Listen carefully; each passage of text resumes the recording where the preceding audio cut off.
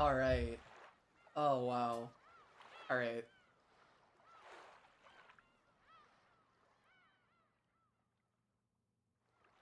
Gosh. What a day. I do not have any snacks with me. I've been, like, eating fruit at the beginning of every stream for, like, the past week. Like, apples, bananas, grapes. I've been going crazy. I'm in, like, my, like, eat slightly better, like, don't just eat like you're in college arc. I feel like college just, like, killed any, like, any like chance of me ever wanting to eat healthy and live on my own, but I'm being better, I promise. I'm actually losing weight. It's overall going good.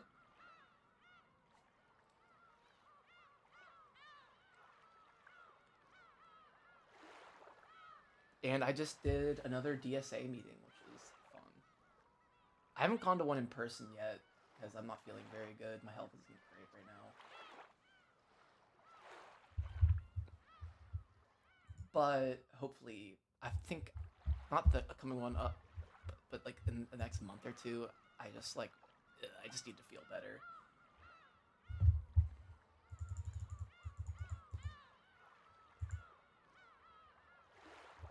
Life is weird and complicated. And I don't even think they've, in just like the news front, I don't even think they've caught the guy who killed Charlie Kirk yet, which is insane. And there's been a bunch of shootings past couple days. It's really sad.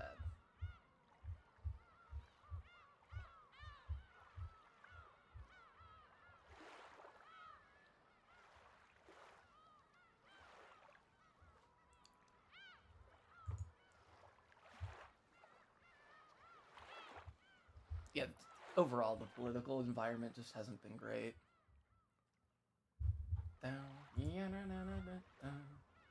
God, I've had David Bowie songs stuck in my head like for the past week.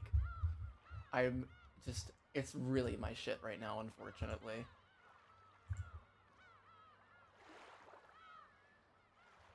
And like my taste in music is already kind of just all over the place. Oh.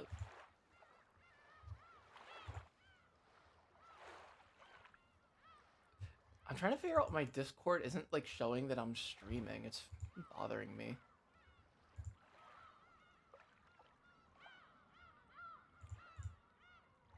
I'm not gonna worry about it that hard, but sometimes if my friends see I'm streaming, they'll pop in and say hi, and that would be cool and nice.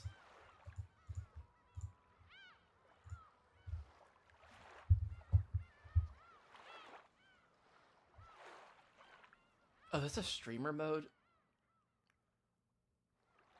Maybe it's because I use Streamlabs, I don't know.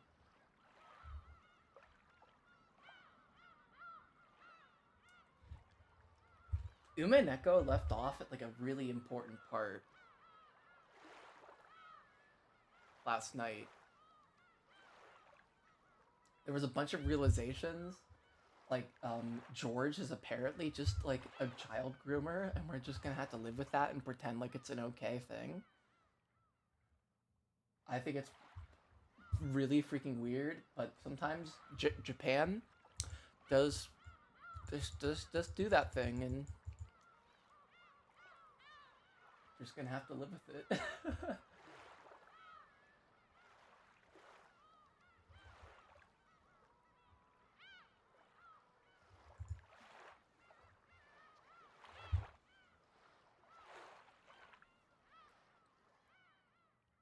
Alright.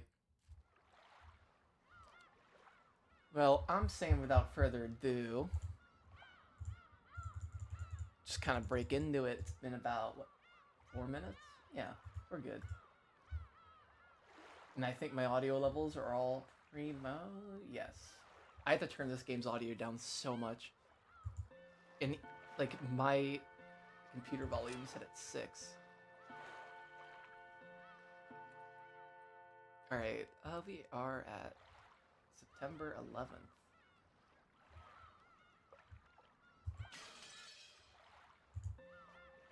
Oh, can I not delete individual saves?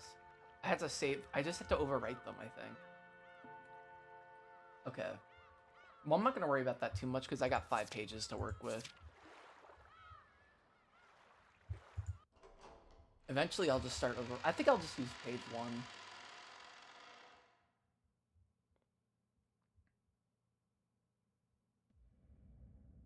Oh, it even starts here. That's so nice. The second day.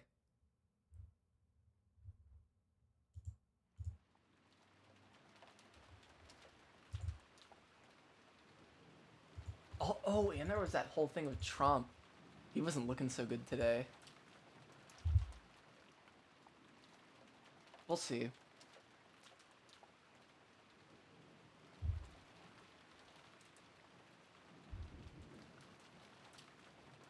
Alright, Genji tightened his bow tie and looked outside through a crack in the curtains. Maybe the rain had died down a tiny bit since the previous night. But the thick rain clouds didn't seem like they'd be letting any trace of the morning sun get by. The morning was dim and far from refreshing. It seems it will last all day after all. Sorry for keeping you waiting, Genji-sama. Cannon finished checking his appearance and exited the washroom. On their normal schedule, it was rare for anyone to have to suffer going straight from a midnight shift to an early morning shift. Oh man, did he just get double booked? It's gonna really suck for Cannon if he just got double booked. He's gonna be so tired. Give that man a cuppa. He ate some cuppa Joe. They were on a special schedule for the 2 days of the family conference.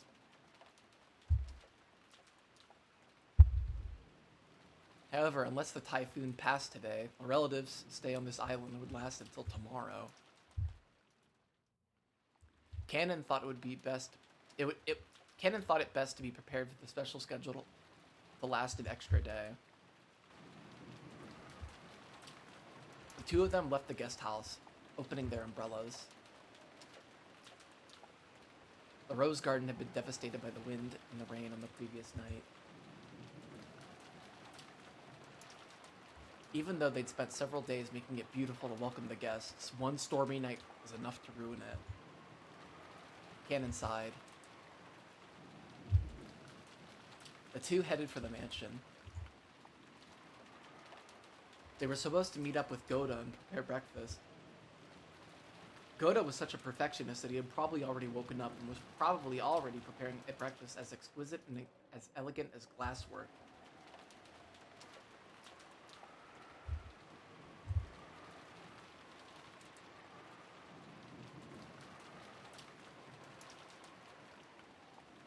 They reached the overhang by the entrance to the mansion and folded up their umbrellas. Genji took a bundle of several keys from his pocket and unlocked the front door. The Ashiramiya family was the only thing on the Rokunjima, so in the past, they hadn't been in the habit of locking up. However, Natsui had ordered the mansion be locked. Yeah, this is going to be important because I think, and it's not like Rudolph, that's his name. He was like, oh, I'm gonna die tonight. And then it's to be like, well, who did it? Well, the doors were all locked. We'll see what'll happen. I actually don't know.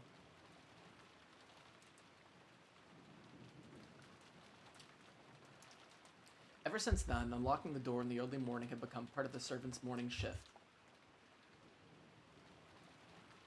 This task had been given to Genji and Cannon, so that Goda could start preparing breakfast as soon as he woke up. Silence said, oh, I love cooking breakfast. That's like one of my favorite things.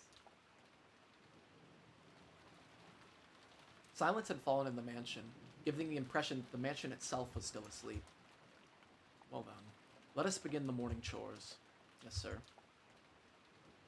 The two of them split up and began opening the curtains throughout the mansion. If the curtains stayed closed, the mansion would remain enveloped in faint darkness, as though it was still trapped in the previous night. Following a well-rehearsed procedure, Cannon went around the mansion, opening the curtains from one window after another without having to retrace his steps once. Even with this horrible weather, drawing the curtains made it feel just a little bit like morning. While doing that, He passed in front of the kitchen. Even though he hadn't smelled anything yet, his stomach started aching for some of Goda's prized cooking.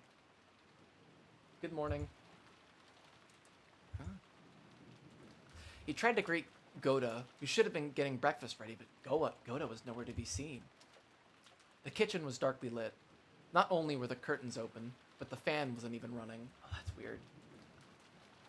It was still cold, without any trace of fire being lit, so of course there are no signs of breakfast being made either.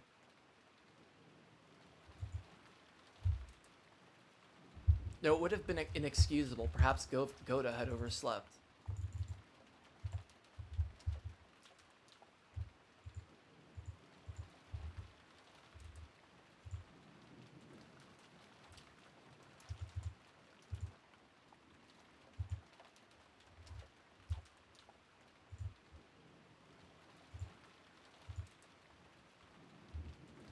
Yeah. Even servants are only human. Yeah, they're not furniture, come on. They sometimes sleep in and show up late. In the rare cases that such a thing happens, it's part of a servant's code to hide the unsightly scene before anyone notices, smoothly covering it up, and make sure the family never even realizes that anything has gone wrong. Cannon took the receiver of the phone that had been fitted to the wall and dialed the number for the extension line in the servant's sleeping room. He couldn't hear the characteristic sound of a dial tone. Did they cut the dial? They cut the phone line. That's freaking weird. Cannon tried picking up the receiver again, but even so, he couldn't hear the usual dial tone. He tried dialing again, but it had no apparent effect. Could the lightning last night have damaged some machine, breaking the extension line? The equipment in the mansion was all worn out. Cannon fully understood that even the smallest thing could have caused it to break down. He gave up trying to wake Goda with the phone and dashed over to the servant's sleeping room.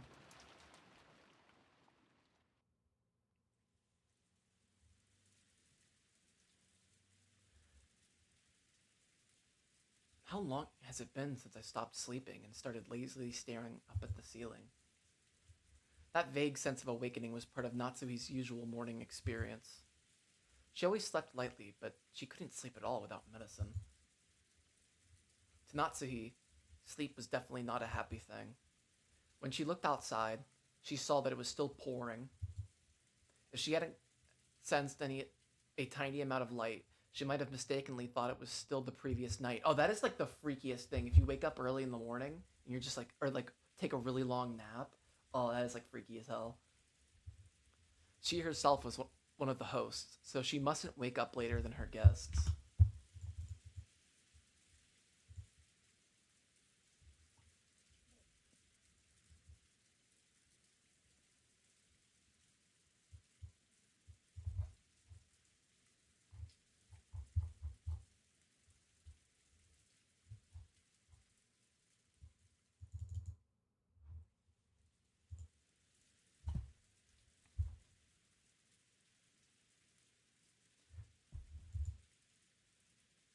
Urging herself on, she raised up her body, which still hadn't completely recovered from yesterday's weariness.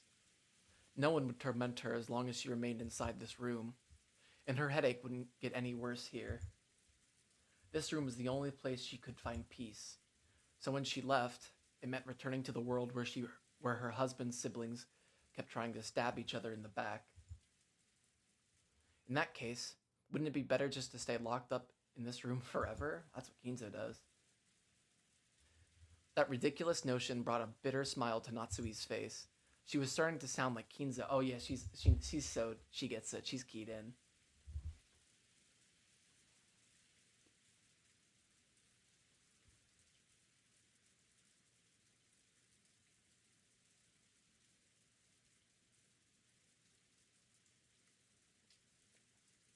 Though she often complained about Kinzo staying locked up in his room and refusing to attend to everyone else, the truth was that she longed to do the same. Natsui gave her head a small shake, and her fantasy was replaced by the reawakening of her usual headache.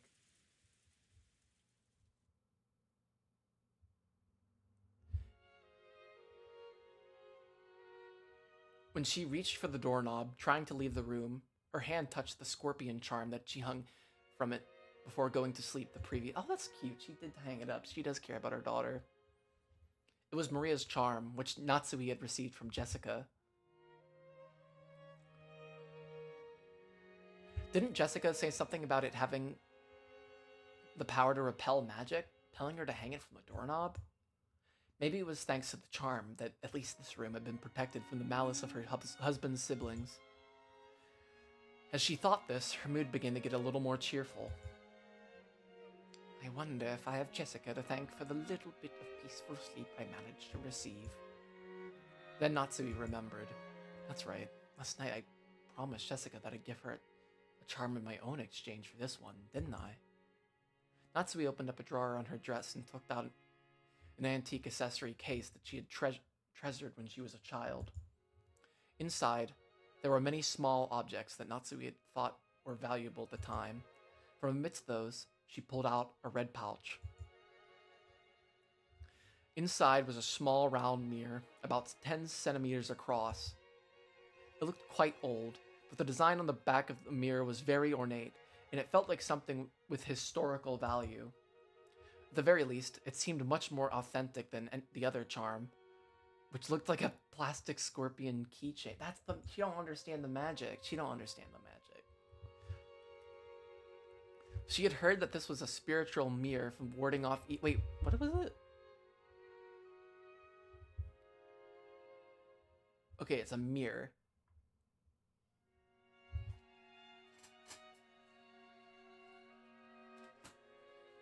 Dude, I just had to rip some tags off some pants. Oh my gosh. Just absolutely irritating me. Oh, and I have water. God, I'm thinking ahead. This is the Pier Think Ahead stream.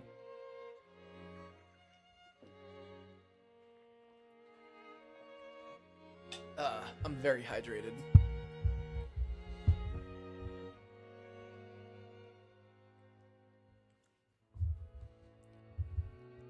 Whoops, shit. She had heard that this was a spiritual mirror for warding off evil spirits, and she had been giving it specially by her grandmother when her grandfather's mementos had been distributed.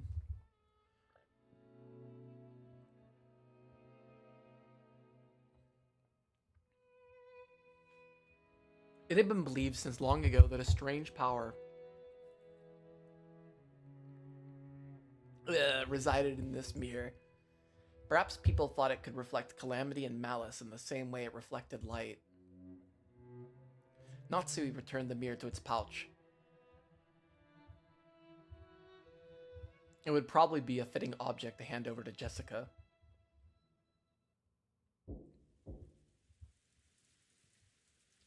Just as she was placing it in her pocket, the sound of someone knocking on the door suddenly echoed throughout the room. Yes? Morning, madam. It is Genji. My apologies for waking you so early. I'm coming now. What is it? No servant had come to her this early in the morning, nor had they come to wake her in person. Perhaps something bad had happened. Maybe some fatal oversight had been made while preparing breakfast. Something that... Wait, was it Gota or Gen... It's Genji. Okay. Something that would shame the household in front of their guests. It's their family, dog. Natsui took a deep breath in anticipation for whatever troubles she was about to hear of.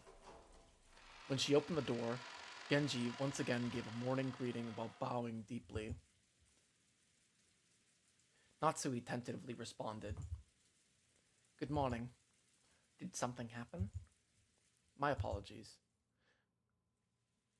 It would seem that the telephones have broken down due to the lightning last night.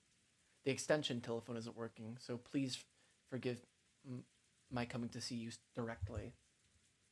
The extension telephone isn't working? That would be troublesome. Will it be possible to fix it? I am afraid we don't know the location of the damage.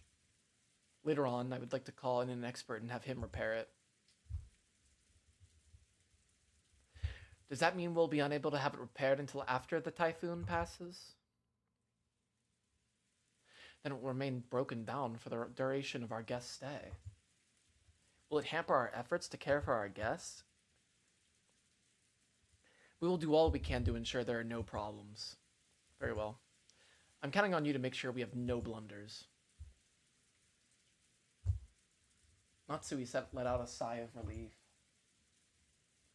She had been prepared for the worst, but damage to the telephones wasn't the kind of trouble she was worried about. Then again, even this would be enough to spark sarcasm from Ava. Natsui gave her head a light shake. Are the preparations for breakfast proceeding well? As to that, we haven't been able to find Goda. The arrangements for breakfast have yet to be carried out. What did you say? Natsui was indignant. To her, this was a much bigger problem than the phones not working. And despite that, this piece of information was the part that he had postponed. Why did everything go well most of the time and then come to something like this when the relatives were visiting? Natsui put her hand to her forehead and shook her head. Well, I suppose he slept in. At any rate, just see to it that someone hurries up and prepares breakfast. I don't care who. What? Natsui exited into the hall and turned around for a second to close the door to her room. That creepy thing she saw there silenced her completely. Oh shit. It was an unpleasant sight, as though someone had dipped their fingers in a reddish-black liquid and scratched at the door around the doorknob. Oh, her doorknob. Okay.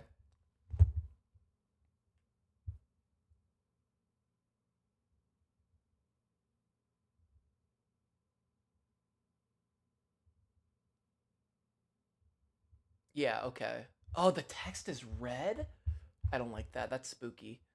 It was probably some sort of awful prank arranged by some person who wanted to make it look like as though they'd tried to force the door in with bloody hands. What sort of prank is this? How awful. I also just noticed it as I came to call you. I'll clean it later. Perhaps this is a vulgar joke by one of the guests. Disgusting. Truly disgusting. Who in the world would pull such a childish and disgusting prank? Natsui had a pretty good idea, but of course there was no proof. So even if she pushed the issue, it would just seem as though she was making a fuss about nothing. In fact, it would surely be better to act as though she hadn't even realized that such a prank had been played on her.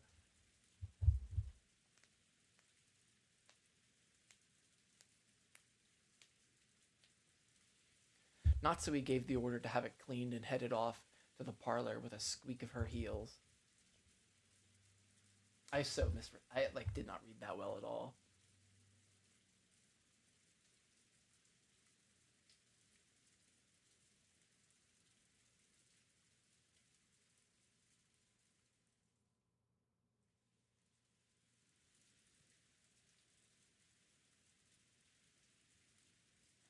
When Natsui and Genji arrived in the parlor, Ava and Hideyoshi were already there. Good morning, everyone. Morning, Natsui-san. I heard Goda-san will be making us breakfast too. My stomach's been getting all excited since I woke up. After all, it seems food is all you can look forward to at the head family house, so that's really mean.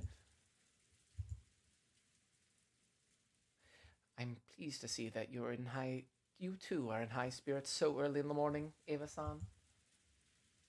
With a weary expression, Natsui returned Ava's gaze, which was fiercely competitive despite the hour. Then Cannon jogged in. After bowing in apology to the relatives for running inside the mansion, he noticed Genji and told him something in a small voice. Cannon, have you still not found Goda? My apologies, madam. I went all over the inside of the mansion and the guest house, but I still haven't found him. What in the world has he gone? At any rate, breakfast is a higher priority than finding Goda right now. So see to it immediately. Yes. Cannon glanced at Genji. It seemed he had something else to report, but was uncertain whether or not the words which should come from him. Genji nodded and decided to give the report himself. Madam, it is not only Goda. Your husband is also nowhere to be found. Oh shit. This is getting worse. This is getting worse. Goda's missing. Doors clawed at. I think I'm okay with Kraus going missing, though. He's a prick. My husband? Yes. Even before visiting you, I went to his room to tell him that breakfast wasn't being prepared, but I did not find him there. Furthermore, knew Goda was Beatrice. It was him all along. I always thought he was sus. He was really mean to Canon. That was weird. I just didn't trust him.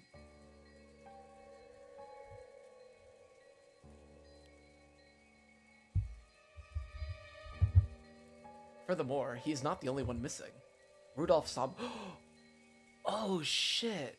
All the siblings are missing, except Ava. Why is Ava not missing?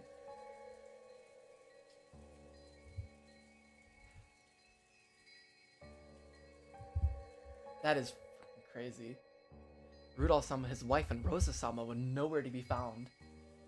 Not in the guest house? Nor the mansion? Yes. They were not in their rooms in the guest house either. When she'd heard that Goda alone was missing, she'd assumed he had slept in or was loafing around somewhere. However, now that she learned that several of the relatives were also nowhere to be seen, she began to take a slightly more optimistic view? This makes you optimistic? Alright, to each their own.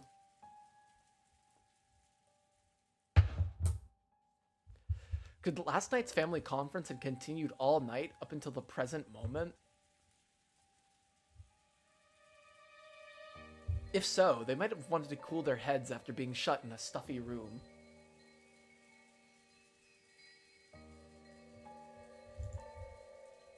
Going out for walks on their own through the rain.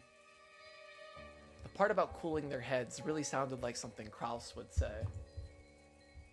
Goda had probably been summoned to accompany them and aid them in some way. Goda was not a man who lost track of time. To understand that preparations for breakfast would be hindered if he did not return. However, maybe the family conference had continued until this very moment. Oh wait, I read that right. With an atmosphere that would make it hard for anyone to slip out. Yes, that theory would be quite convincing for Natsui. She remembered the illusion she'd felt that morning, as though the previous night had never ended. When she learned that the feeling wasn't just an illusion, she once again took a deep, weary breath. After all, the banquet of filthy vultures circling Kinzo's property was still going on. Perhaps they are still discussing the inheritance somewhere in the garden, or maybe the beach. At any rate, if we don't call Goda back, we'll never be able to have preparations for breakfast. So what are you saying? Are Nissan and the rest continuing their discussion?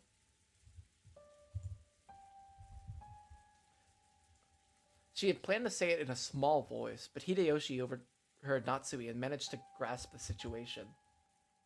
Nissan and Rudolph sure are tough. Maybe it's just youth in Rosa's case. Just a bit after midnight, the two of us were so tired. Speaking of, that we headed back to bed. Though I do remember that Nissan and the rest were having a heated discussion at that point. Men certainly are unpleasant when they get all fired up.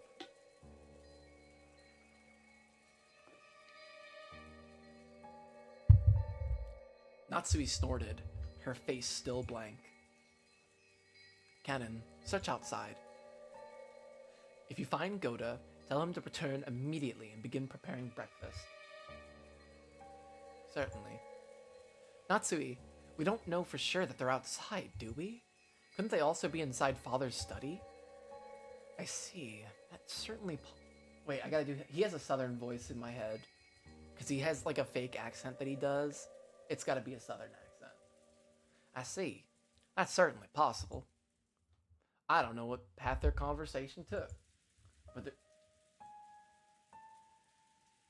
you should install the 07th mod IMO. What does that do?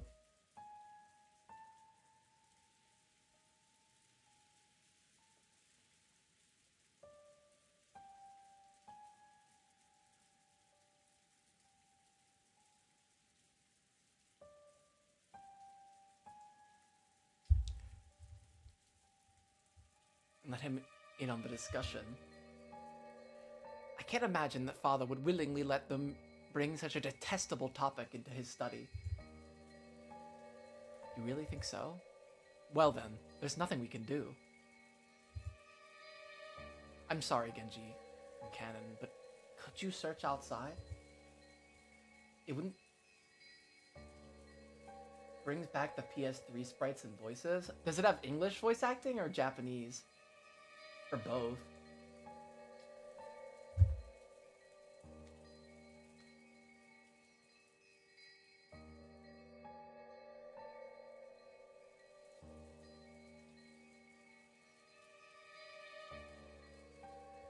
It wouldn't be strange that... Oh, it's Japanese, but you can toggle it off if you don't want. I think hearing them talk would, like, make me a little crazy. Plus, I think it would slow down my reading a bit. I don't know. I'm gonna Google what the PS3 sprites look like, though. I'm a little curious.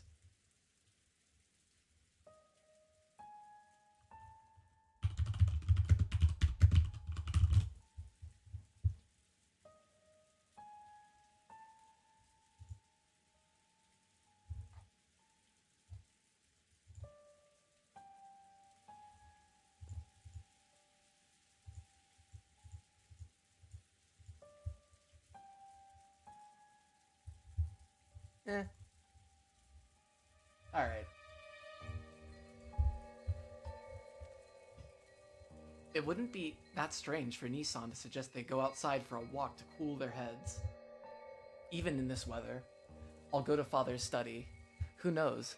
They might actually be there after all. Eva-san, I couldn't ask a guest like you to exert herself, so I will go. I can also wish him a good morning while I'm at it. Oh, then I'll leave it in your hands. Though I somehow doubt he'll return your greeting. Natsui, have you always been on such good terms with Father? I don't really think they've ever been on good terms.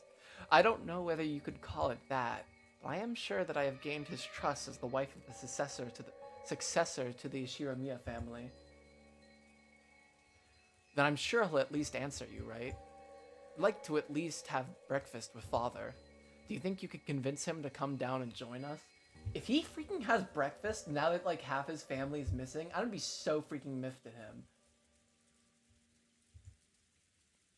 It seems that he thoroughly despises the rest of us, but I'm sure he'll listen to you if he trusts you that much. For some reason, the pachinko sprites buff the females a lot.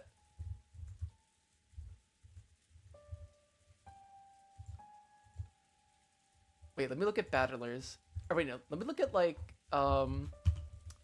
Natsui's sprites. Yeah.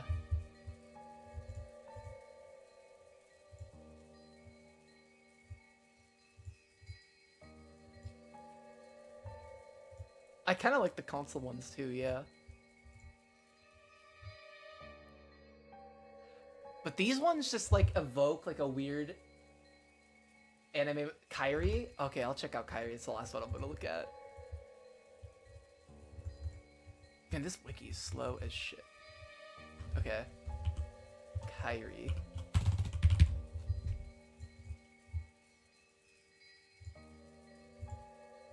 Yeah.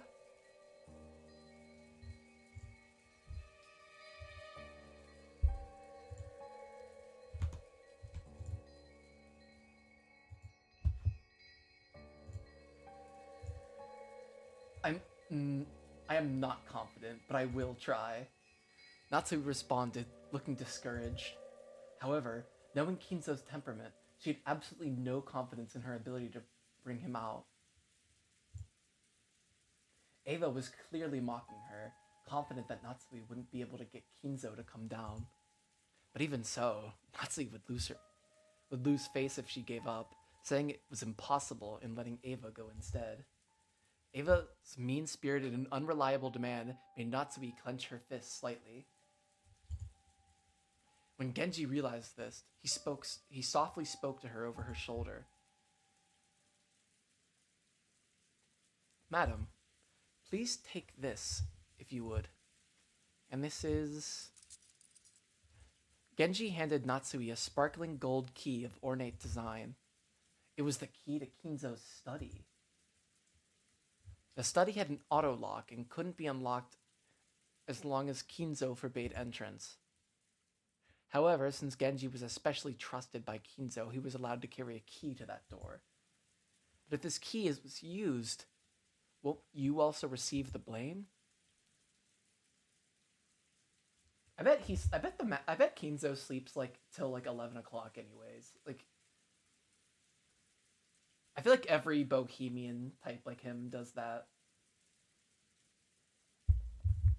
When the master is still sleeping deeply, simply knocking on the door will not suffice. It would be more difficult to persuade the master to leave his room if you must talk through the door. Please use this, Genji. Until now, Natsui had thought of Genji as a cold servant who wouldn't do anything for her, since he worked directly under Kinzo. But it looked like she would have to alter her understanding of him. She wanted to communicate her gratitude, but by then, Genji had already turned his back on her and was walking down the corridor with Cannon. But as Natsui watched them go, the words directed at her from behind were sneering. "Well then, you must bring father with you, okay? After all, it's his son's precious wife who's asking. I'm sure he'll listen to you." "We're guests, so we'll just relax here at our leisure." "Quit it, Ava. You're taking this too far." "Sorry, Natsui's Nissan, but we're counting on you to deal with father." Without answering, Natsui forcibly spun around on her heels and quickly left that place.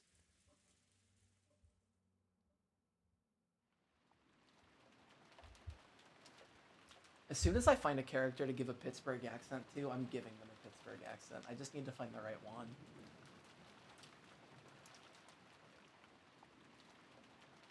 After all that excitement the previous night, there was no way anyone was going to wake up early. George, Jessica, and I were snoring loudly in the beds in the cousin room. But Maria, who had gone straight to bed without joining in, was completely awake. Well, she also went to bed first. As she rubbed her sleepy eyes and looked around, she met with the loud snoring of the other three cousins. For a while, Maria had to think about what had happened. After that, she realized that her mother wasn't with her, and she quickly got lonely. Maria left the cousin room, trying to head to the room that had been arranged for her and her mother. Paying no heed to the three who were sleeping soundly, she slammed the door shut. Oh, that is so child-coded. In response, Battler mumbled and rolled over in his sleep, but it wasn't enough to wake him up. After a while, Maria returned once again, opening the door with a lively bang. Ugh. When she had left the room, her face had been sleepy, but now she was back. She looked irritated.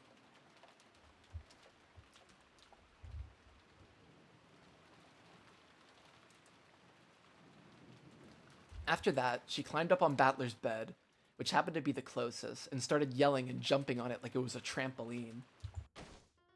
Ugh! Wake up! Wake up! Battler Ushiryomiya! Wake up! It's time to wake up. What? Is that an enemy raid? Surround them! After making... Oh my god, she's going on a rampage. After making sure I was awake, Maria moved over to George, George's bed and started jumping on that, too. In that manner, the three of us were all greeted with an extremely pleasant awakening. Oh, thanks for waking us up, Maria-chan. You stopped us from sleeping in after that late night. If only you could have been a bit more gentle about it. George, you really are an adult. I respect that. It'll be 7 o'clock soon. Well, it's not really a bad time to wake up.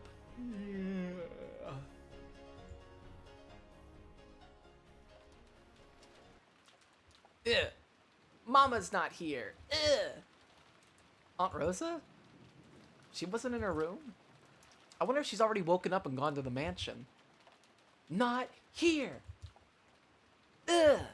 Ugh. Mama. Ugh. Maria kept groaning, ugh, and looking unhappy.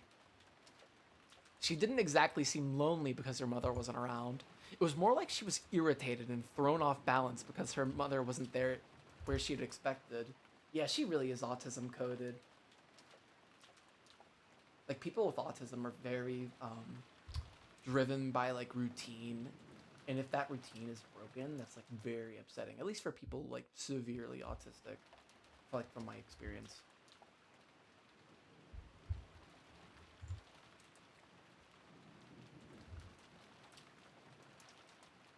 Yeah, my pronunciation is, it's just, I've been doing it the same.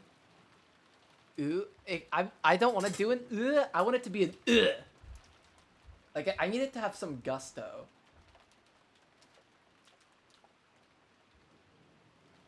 Because this girl is just hell in a handbasket. Love her or hate her.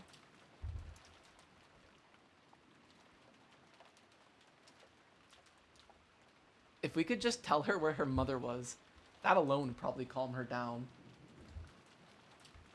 Unfortunately, we had no way of knowing where Aunt Rosa was, except that she wasn't here. Anyway, it's time for breakfast, so let's head over to the mansion. That's right. Maria, let's go to the mansion together, okay? I'm sure Aunt Rosa will be there, too. Mama's in the mansion? Then I'll go there. I give her, like, a Sonic the Hedgehog voice, too. Oh, we love it. Yeah, guess we should go to the mansion. Our parents probably... I'm still not over the whole freaking George child bride situation. I'm still coping. I'm still trying to cope. Our parents have probably already gone there. Maria regained her usual composure so completely. Her earlier tantrum now seemed like a lie. We got dressed, left the room, and headed for the mansion.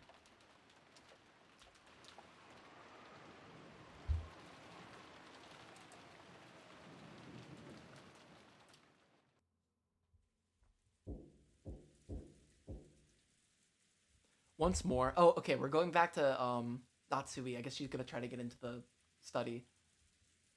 Once more, there was a knocking sound on the study door. Oops. But there was no answer. He seemed to be sleeping still. I could not wake him. If she went back downstairs and said something like that, Ava would probably be amused and triumphant. And putting Ava aside, it was problematic that Kinza would stay shut away during this entire once-a-year conference, not even coming down to greet anyone. Even the family head, no, especially the family head, couldn't fail to make an appearance. I wonder if I can convince him myself. Natsui readied herself and used the key that she'd borrowed from Genji to open the door. He's gonna be like sitting in a pool of blood. It's gonna be so freaky. I guarantee it. He's sitting in a pool of blood. Actually, he said he wasn't gonna die unless he was needed for the sacrifice, so I'm just being like a little jokester, but... Even though she was prepared for the sweet stench, which seemed to eat into one's brain as it poured out the small crack in the door, she couldn't help but grimace. Thinking that he might still be sleeping, Natsui entered the room quietly. He's gonna be so freaking lit up, actually. He's gonna be so lit up on absinthe already. He'll be so drunk already. please just lay into her, please. When she did, Kinzo was already awake and looking down out the window. So, you're awake. Good morning. How did you get in? Kinzo spoke with his back still facing her. His voice was not harsh, but calm, and Natsui was slightly reassured. However, though he was awake, he would have ignored all that knocking if he was in a good mood. Natsui wasn't able to relax. My sincere apologies. I asked Genji-san, and he allowed me to borrow the key to the study. Genji did? My friend thought it was important. Then I have no choice but to listen. So, what business do you have with me? Well, breakfast will be ready soon, and I would greatly appreciate it if you would join us. I will eat here. Have it brought here, like always. But, Father, this family conference happens only once a year. Please, at least let them see your face. Go back downstairs. Are you asking me to join in as they discuss how to chew up my inheritance after I die? How foolish. Let them speak of such matters as they please without me. And if that wasn't what you'd call, and if that's what you'd call a family conference, it's hardly worth leaving my room for it. I'm busy. Do not bother me. His last words carried the threat that any further questions would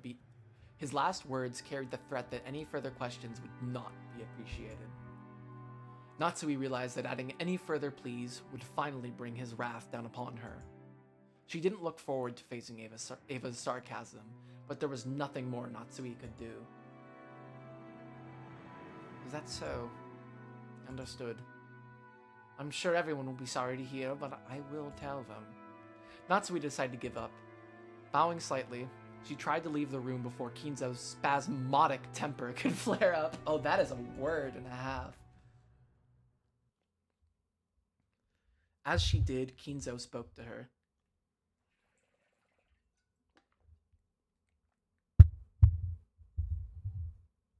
His voice was so calm and gentle it felt like it came from an entirely different person. Natsui, it has been quite some time since you married into the Oshiramiya family. Yes, it has been many years since I was first permitted to bear the name Oshiramiya. Do you sometimes long for your previous family? No. Marriage means abandoning your birth family. I am Ushiramiya Natsui. The Ushiramiya family is the only family I can come home to, the only one I am fond of. She truly wasn't exaggerating. She was... Wait, reading is hard. Such was the resolve she felt whenever she applied the Oshiramiya family name to herself. And that's precisely why she was so saddened when her husband didn't treat her like an Oshiramiya, leaving her to race about in vain. If Kraus were a woman, and you his husband... No, I wouldn't say that. What do you mean by that, Father? Natsui was shocked. If Kinzo's words just now were what they seemed, it would have been more than enough to make up for all she'd suffered up to that point. Forget it. It's just the nonsense of an old man. Kinzo once again faced away from her. He told her to forget it, but Natsui couldn't help but feeling a warmth in her heart. Father, even though I, Natsui, am not connected to you by blood, I am still your daughter. I will most assuredly see to it that your honor and glory and everything you've left behind are protected.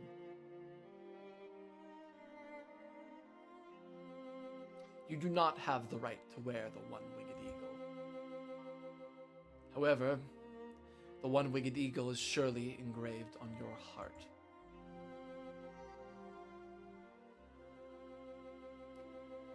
Oh? This is an interesting take. That is irrefutable proof that you are my blood relative, one who will inherit the glory of the Oshiramiya family? Interesting. He's kind of rooting for her. Some will sneer that that there is no eagle on your clothes. Such words are not worth lending an ear to. Only those who hold the eagle in their hearts are my true blood relatives. I now consider it an honor that you are welcomed into the Ashiramiya family. This is kind of weird from Kinzo. What's he playing at?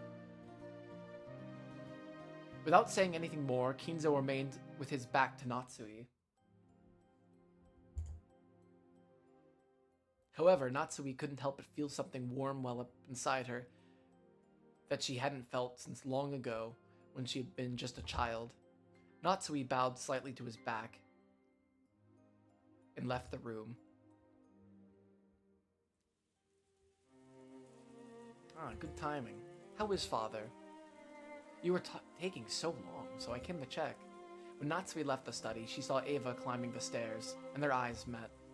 Eva was smirking unpleasantly, thinking that Natsui would leave grudgingly after failing to convince Kinzo. However, the way Natsui was now, such a frivolous laugh would not disturb her. She was not permitted to wear the family crest on her clothing, but she was permitted to wear it in her heart. So she spoke calmly, clearly, and confidently, with the dignity of the one who would protect the Ashiramiya family's glory. Father said he would not join in on the family conference. He says he has no interest in discussing such obscene matters. I figured you'd say something like that. If you failed to persuade father, just say so. How pitiful. I'm beginning to see why father lamented so. What do you mean by that? Natsui did not answer. Just as Kinzo had done earlier, she showed Eva her back as she headed down the stairs. Eva finally realized that she had been made fun of, that something had happened to quickly bolster Natsui's confidence.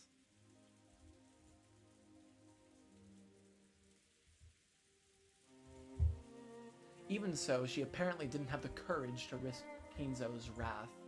Unable to knock on the door, she could only click her tongue, make a motion as though scratching it, and follow after Natsui. So, were Nissan and the rest there? Did you ask father about them? I didn't get the chance to ask. They were not inside the study. Father would never let them into his room to discuss such a lowly topic, so it is unlikely he knows where they went. Let us go downstairs and wait for the servants to return from their search. Breakfast may be late, but how would you like some tea, Eva-san? That would be fine. Eva couldn't hide her confusion at the complete difference in Natsui's attitude. She was acting so boldly, and while Eva hated to admit it, she had a sense of dignity about her. Unable to find fault with anything, Eva could only follow Natsui back to the parlor.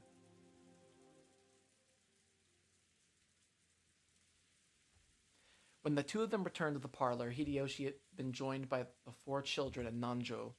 Genji, who had been talking with Hideyoshi, reported the current situation when he noticed that Natsui had returned. You still have not found my husband and the rest?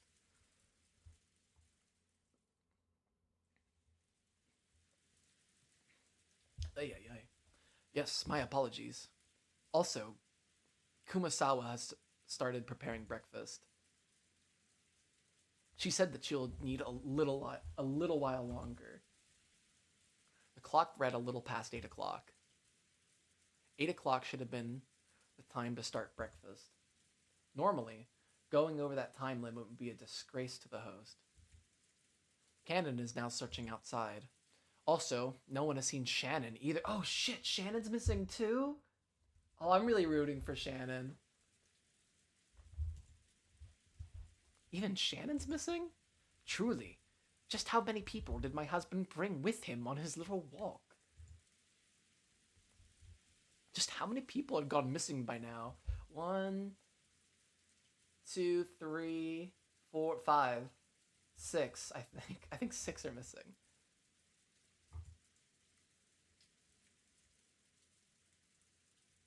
That's freaking absolutely nuts. Now that the number was this large, it was starting to feel truly unpleasant, as though the people Here, we're only the ones being left out of something interesting. Okay. I almost don't even want to find out until they find them. Like, I don't know. At least that seemed to reflect the feelings of the children, and Maria in particular. She was indignant, her stomach grumbling, almost as though her mother and the others had left her alone to go off and eat something delicious without her. The other children were flipping through the channels on the television, trying to find a program that might interest Maria and cheer her up again. Nanjo was sitting on the sofa, gazing blissfully at the children while reading a book. The only thing I could think of, like, what if they're trying to find the gold and they just, like, wanted to get an early start or something? I don't know. It must have been a book about chess. The sound of footsteps came rushing towards them with a pitter-patter.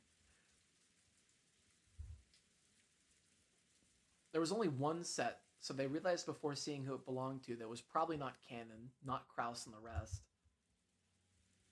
Madam, excuse me. Judging by your appearance, you still haven't been able to find them? My apologies. I still haven't. That will be enough. You worked hard. She didn't know where they were, but they had to be somewhere on this island. They hadn't had a thing to eat since the previous night, so their stomachs must be growling about now. They'd probably come plodding back of their own accord before long.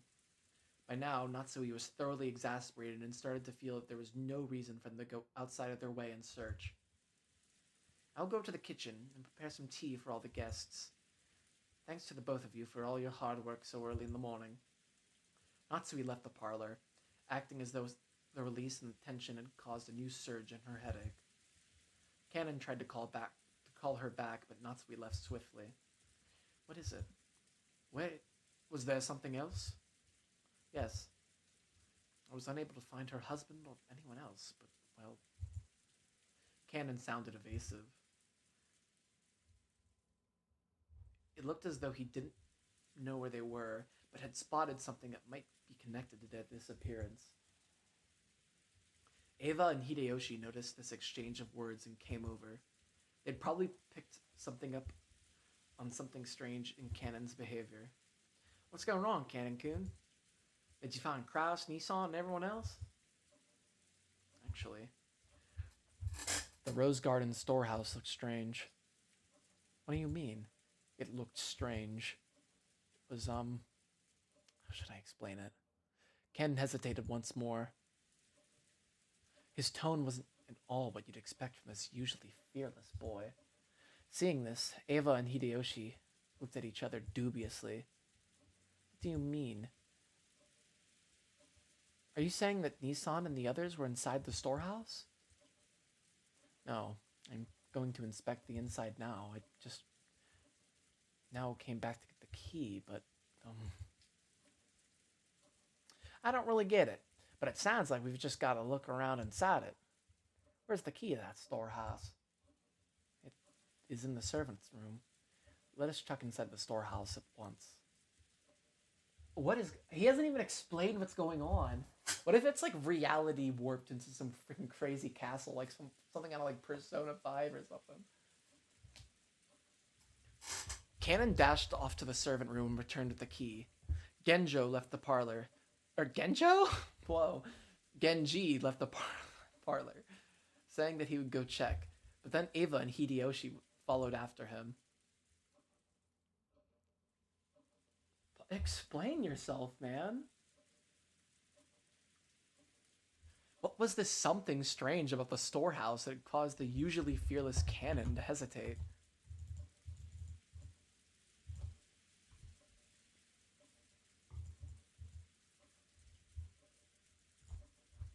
Hold up, give me a second.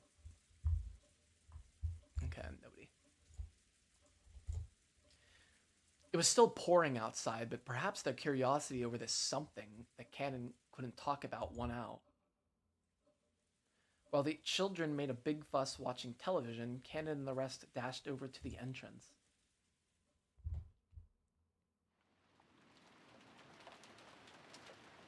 The Rose Garden storehouse was a place that housed various tools used to manage the garden. It was definitely not a pretty building. Because of its appearance, it hadn't been built so that it was hidden in a corner of the rose garden. Kanon, Genji, Eva, and Hideyoshi came cutting across the rose garden holding umbrellas. They entered a small path just off the rose garden, which was normally off limits for those appreciating the garden and only used by those maintaining it. As they dashed down that, the storehouse came into view in front of them. Ooh, scary stinger.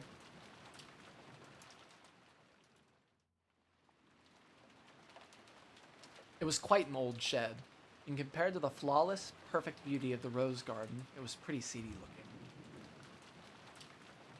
It was easy to understand why it had been built in a hard-to-see place. Eva and Hideyoshi arrived at the storehouse long after Kanon and Genji. Ha. Ha. Huh, you two sure are fast. I thought my heart was gonna explode. Never knew why they had a storehouse way over here. But what is that? Oh, this is getting spooky. I'm a little spooked. When Ava looked where Kanon was pointing, she was at a loss for words. Noticing this, Hideyoshi also followed Kanon's finger and was likewise too shocked to speak. The entrance to the storehouse was a kind of shutter, and there, everyone suddenly realized why Kanon had been unable to find the words to describe what they now saw. On the shutter, which was completely filthy from being exposed to the wind and rain for so long, stuck right on it.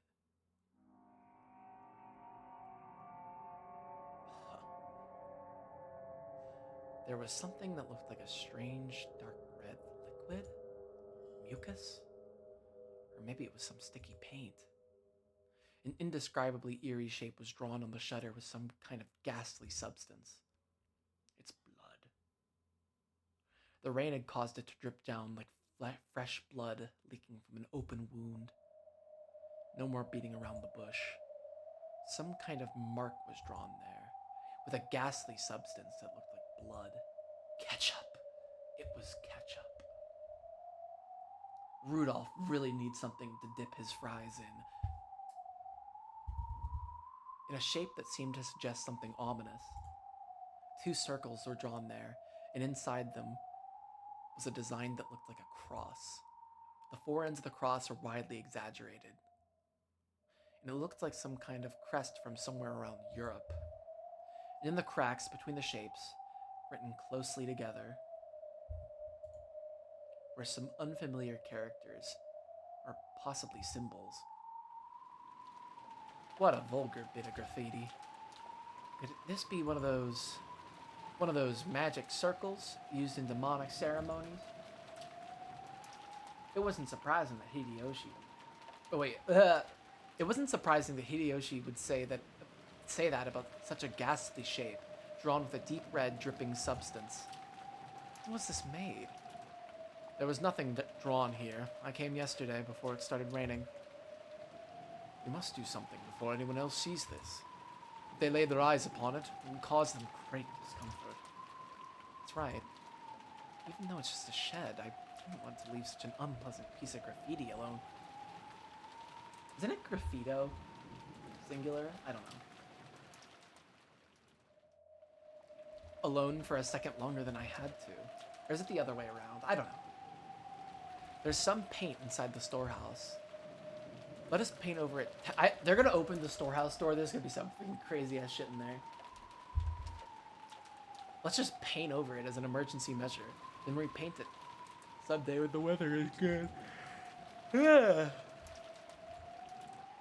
Genji remembered that he had just recently seen another scribble, and that too had been made with a strange dark red substance of the same color as this.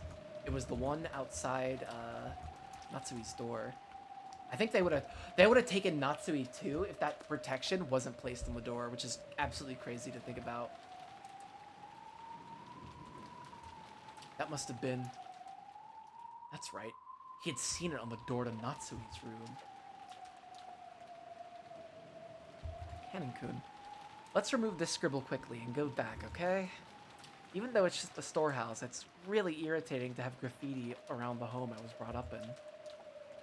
Yes, ma'am. We'll take care of it immediately. Cannon squatted in front of the shutter and unlocked it. He then lifted it up with all his strength. A boisterous noise resounded, and the eerie shape drawn on the shutter began to get stuck in through the top as the shutter was raised. I think I totally butchered that sentence, but okay. At least for the time being, that ominous drawing disappeared from their direct gaze, and they all breathed a sigh of relief.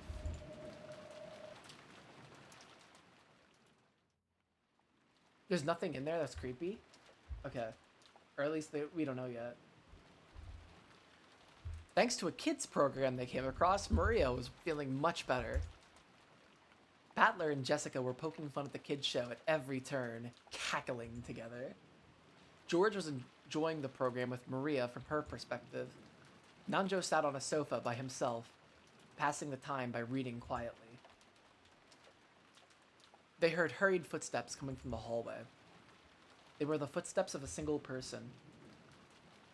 Did that mean it wasn't good? Blah, blah, blah, blah. Reading is tough. Did that mean it wasn't the group of four that had just left? It was Genji. It was very rare for Genji, who considered being out of breath a violation of a servant's virtues, to be gasping for air. He had probably come dashing back from outside the mansion. His shoulders were soaking wet and he didn't have his usual trim appearance. When Genji noticed Nanjo looking at him, he gave a small silent bow and quickly approached him. Dr. Nanjo, my apologies. Please come with me, quickly. Oh shit. Shit is going down. Oh my god. As Genji whispered something into Nanjo's ear, Nanjo went pale. He rose from the sofa, trying not to be noticed by the children who were still engrossed by the TV, and the two of them rapidly left the parlor, muffling their footsteps. Just as they were about to exit the parlor, they came across Natsuhi, who was pushing a serving cart loaded with a tea set. Genji whispered something into Natsuhi's ear, and Natsui went pale, too, in apparent shock. Then, leaving the serving cart where it was, three of them dashed towards the entrance.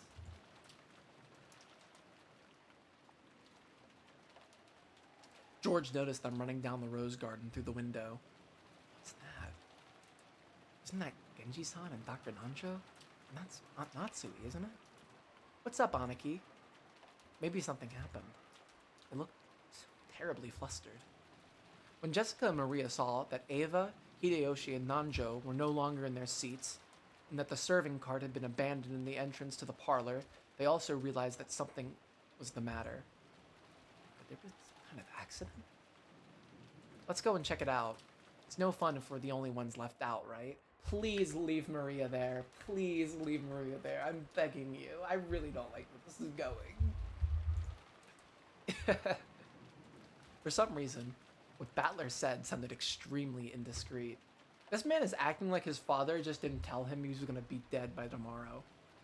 This man is extremely chill for a man whose parents are missing. But they couldn't deny that they were a little insecure and concerned after seeing the adults run off into the rain without regards to their appearance. Let's check it out, okay? I'm worried something might have happened. Jessica's uneasy words spoke for all of them. Hey Maria, are you coming too, or will you watch TV? Ugh!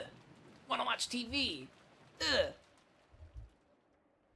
Let's go on without her. Thank God, thank God. Just Maria, you would have loved TikTok. You would have loved TikTok, Maria. It would have been perfect. She would have loved Has-Been Hotel. Maria-chan, we'll be back soon. You keep watching TV, okay? Ugh.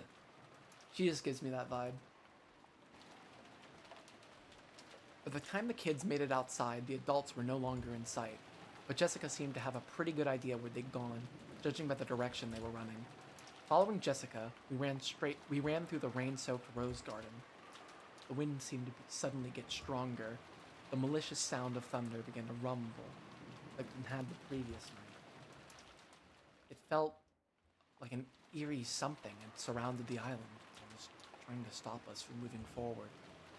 Jessica, is there something over this way? I'm pretty sure it's a shed for gardening tools or something. What in the world could be going on in a place like that? Just as Jessica had said, they began to see a storehouse in front of them. They could also see the adults there. The shutter to the storehouse was open, and several adults looked as though they were searching for something. For some reason, only Natsuhi was outside the storehouse. Without even holding an umbrella, she looked like she was hanging her head, and her back was facing them. There was Genji, Nanjo, and Natsuhi, who had just left the mansion. The ones who'd left earlier, Kanon and Ava and Hideyoshi, were also there, making for a small crowd of people. But there was absolutely no bustle of activity. When Natsui realized that the children were approaching, a terrible expression rose to her face, and she ran at them with her arms spread wide. "You mustn't come any closer. Go back to the mansion." But despite that, no, because of that, the kids saw the scene that Natsui was trying to keep them away from. Inside the storehouse, with its shutter wide open, a faint fluorescent light shone down. And right there was... Yeah! Jessica's piercing shriek rang out. But that was just because Jessica's scream was the loudest. The scream... The same thing spilled out of... This is the... I'm getting like...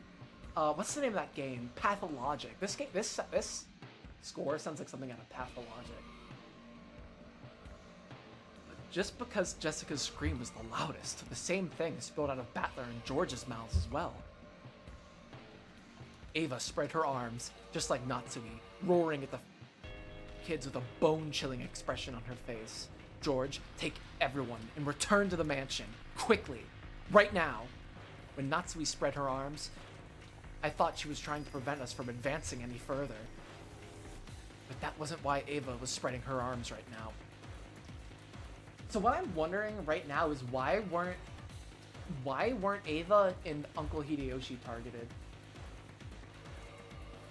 This song is called Golden Slaughter? Oh jeez. It is such a bop. It's getting better, I'm afraid.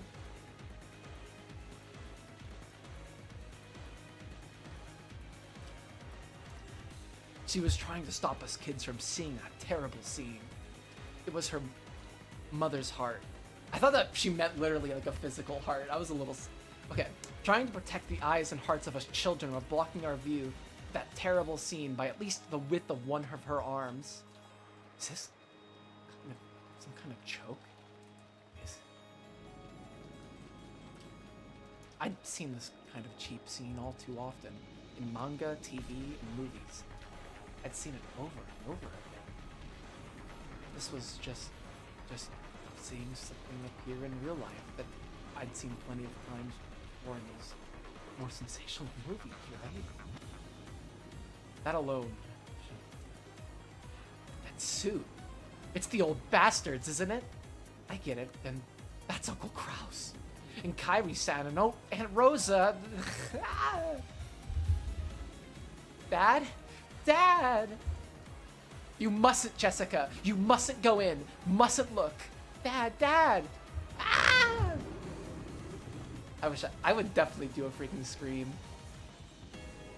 Rigor mortis is set in almost the entire body. This dude's dead as a doornail. And I think there's most likely 6 hours or more have passed since death. As far as I can tell by looking at the damaged area, there's a high possibility that they were damaged after their deaths. No, Oh, please don't tell me Shannon's dead, too. Please don't tell me Shannon's dead. I was really rooting for her. No, I must watch what I say. I'm a general practitioner. Examining corpses is outside my area of expertise. So what's going on here? Just killing them wasn't enough. So they went on to do something? Like this? The devil. This here's the work of the devil!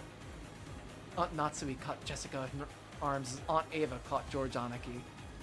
So I was the only one who could approach the entrance to the storehouse. Ah! If only there had been someone there to catch me too. I couldn't have needed to have this horrible, evil scene burned into my eyes. I don't know. I just saw Charlie Kirk just exsanguinate all over some panel the other day, so... No, that's not it. It isn't that there's no one here to catch me. The people who should catch me, they're right here, aren't they? Just as Jessica said, it did look like a storehouse for gardening tools. A lawnmower with extra blades, a grass sickle and a hammer, some carpentry tools such as a saw, piled up potted plants and bags of fertilizer, and treated just the same. The corpses of several people had been laid to rest there. No, had been tossed in there. I could tell them by their clothes.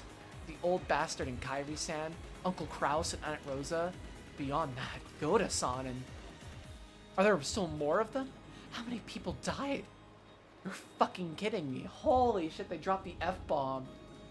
F-bomb in a visual novel is absolutely nuts. Oh my god, that's crazy. You're fucking kidding me. That's more than I can count on one hand. Damn it! I didn't know whether it had been one of those gardening tools, which, if used for something other than the intended purpose, could definitely be wielded with naked brutality. Or whether some horrible tool had been brought in specifically for this. Anyway, each one of the bodies jammed in here had been given an atrocious makeup. It wasn't makeup, it was more like their faces had been plowed.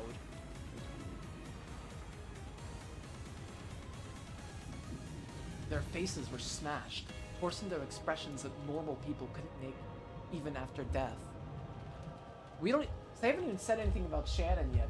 I said Goda and then said possibly more, but is Shannon okay?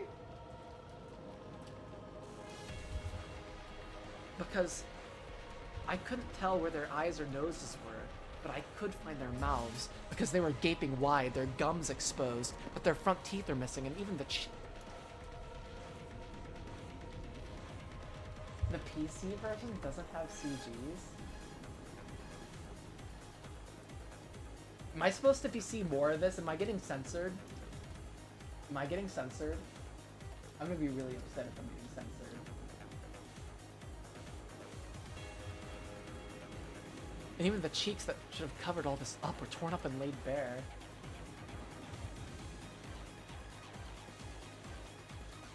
That trendy makeup you always spent so much time on, even though you're a man, isn't doing a thing now.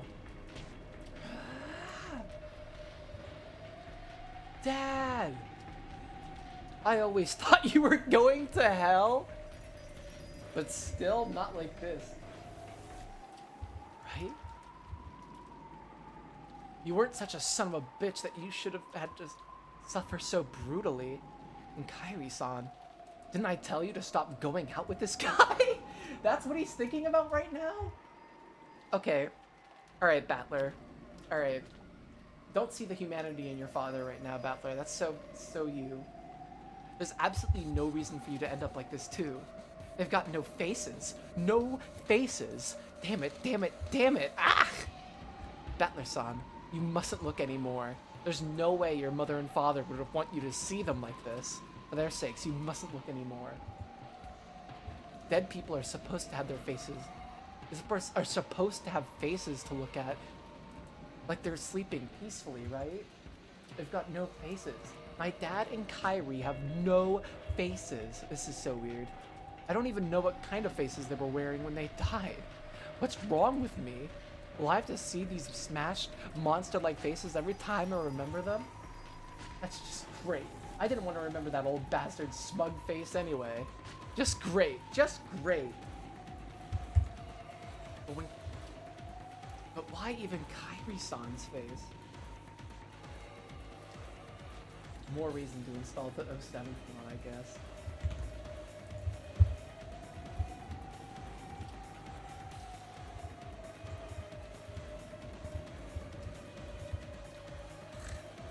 Wah. That stinks. Kairi-san wasn't a crook. Sure, she ticks me off a bit now and then, but she was like a cool big sister to me. A cool big sister that was fucking my dad. This is wrong. This is all wrong. At least Uncle Kraus has it better, doesn't he? It's not his whole face, just the side. At least he's got half his face, right? That's still better than... That's still better. No! Jessica filled her ears at the sound of her own screaming, trying to shut out my reckless words. Stop it, Battler-kun. Just stop it. Just fucking stop it. Aniki. Aniki. Ah! Disregarding age and appearance, I fell to my knees, clinging to Aniki's waist and sobbing. It was as if, crying on behalf of everyone here, representing the feelings of everyone there, I screamed over and over. Maybe I'll look into installing the 07th mod after this stream. If there's like, if I'm like missing content, I'll look into it. There's probably a guide on Steam. Father. The ones lying over here. Uncle Kraus. Uncle Rudolph. Aunt Kyrie. And Aunt Rosa and Goda-san. Just those 5, right? No. There's 6 people. There's one more person over here. The body Hideyoshi was looking down on now happened to be hidden among the shadows in that mountain range of objects. In a blind spot. Oh god, his child bride. They murdered George's child bride.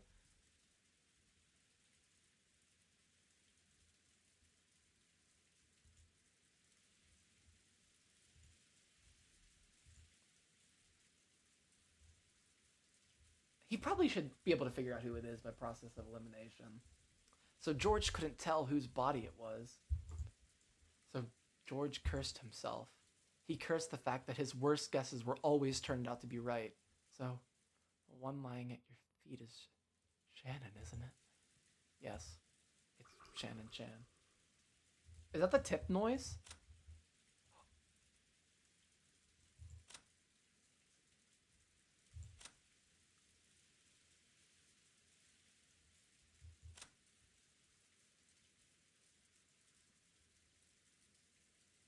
Oh, I had to read all of these.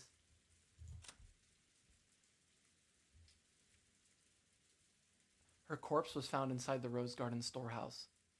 It seemed that the side of her head was smashed after her death. Don't worry.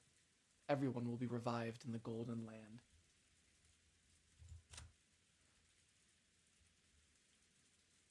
His corpse was found inside the Rose Gardens facing to be smashed in. How unfortunate. Apparently he was originally supposed to be on duty in the guest house. That stinks. Her corpse was found inside the Rose Garden. I'll get to see her again, so I don't feel so lonely.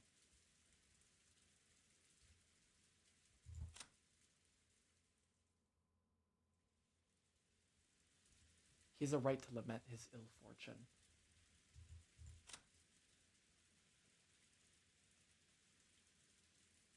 She was chosen by the demon's roulette. That's all there is to it.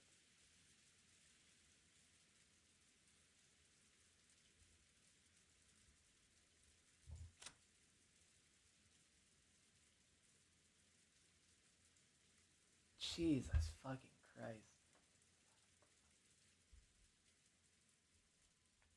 I predicted this, but I didn't think it was going to be this bad. This is the beginning of everything. Here we fucking go. This game just started, I think. This game actually just fucking started, and everything else was just like the fun, like let's pretend to be a regular dysfunctional family. Now the game started. Yes, it's Shannon Chan. Oh my god, George is crying. He just proposed to her. That's so sad. Sure, he was a pedophile.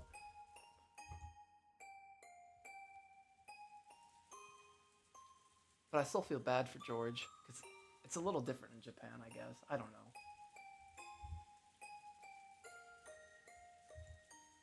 He shook his head slightly, his lower lip trembling. Normally, he would have wanted to run his... to his beloved's body, screaming and crying. However, before rashly rushing forward, he worked to keep his composure and asked his father, "Is Shannon the same as Uncle Kraus and the others?"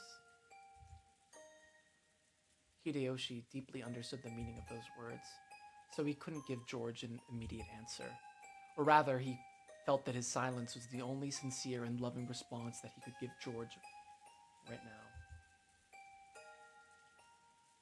When George asked if Shannon was the same, he meant to ask whether her corpse is in the same condition as the others or not. Since Hideyoshi hadn't denied it, it meant that her corpse was in the same brutal state. She saw the butterflies before she died. Can I look at Shannon? No, you can't. Why not? After all, I won't be able to see Shannon's face again, right? So why won't you let me see what her face looked like at the end? The last time you met Shannon Chan was yesterday, right? Yes. I see. When you left her, what kind of face was she showing you? It was a wonderful smile. After he handed her the ring, she hesitated, even though she must have already made up her mind. Then she looked bashful and ran away because she was embarrassed to let him see her face looking like that. That's the expression that was revived in George's mind. I see. Then I'm sure Shannon Chan would have wanted you to leave that smile in your memory. These guys all got freaking brained. Hideyoshi looked upon Shannon's body lying at his feet, just like the other bodies. It was in such a horrible state that it'd make anyone want to cover their eyes.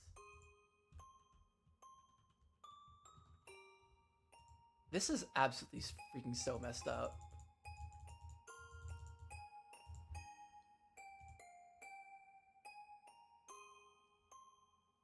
Her head had been smashed in from the side, and no more than half of her expression remained. That is absolutely freaking grisly. If the remaining blood-soaked half of her expression had been wiped clean, would that graceful smiles of hers had peeked out? But only half of it.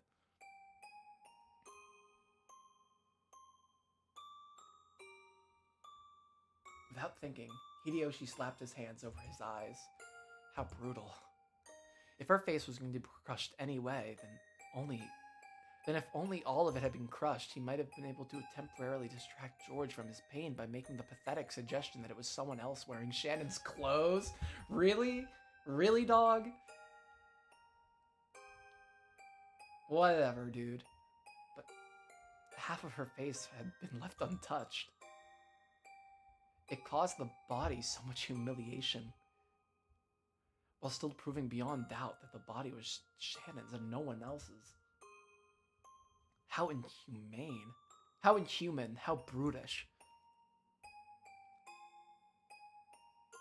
Poor Cannon. And there, trying his best to burn the image of the remaining half of Shannon's expression to his eyes as she lay at Hideyoshi's feet, was Cannon. Cannon was not crying. Tears had risen to his eyes, but they did not drip down. But that didn't mean he wasn't feeling as much sadness as everyone else. Losing Shannon, who had lived in the same orphanage, whom he had loved as a sister, must have been just the same as losing a blood relative. George, I'm sure Shannon Chan is saying thank you. She must have been glad you didn't end up seeing her face in such a pitiful state. I'm sure she's thanking you for holding strong and showing restraint. I understand, Father. I understand.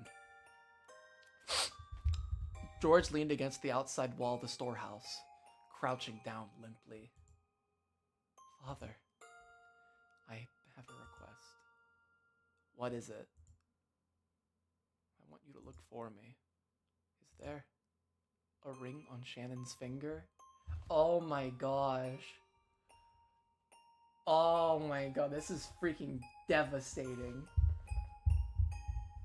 Jesus Christ. Can I say, the freaking balls on this game to introduce all these freaking characters and just freaking murk them. That's the shit I like to see in writing. That's the shit I like to fucking see. That's some Game of Thrones shit. Let's fucking go. This is some fucking Kino shit.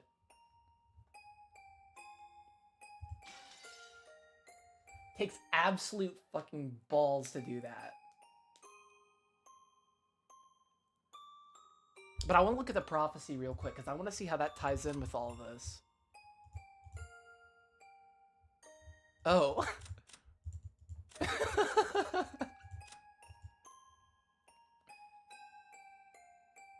This game just keeps getting better. Like, it just keeps getting better. Alright.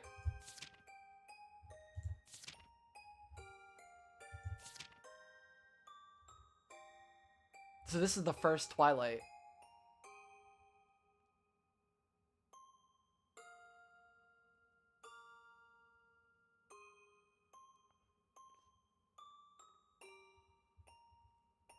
Yeah, this is the 6 chosen by the key as sacrifice.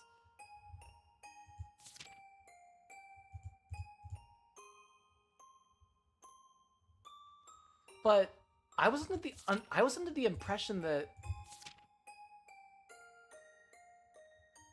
this had to happen before all this happened. Like, that's what I thought.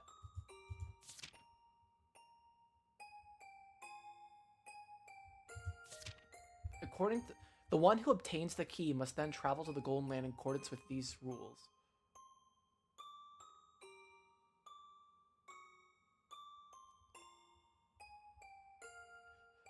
So I was wrong. I thought the 2 who remain shall... Those who remain shall tear apart the 2 who are close.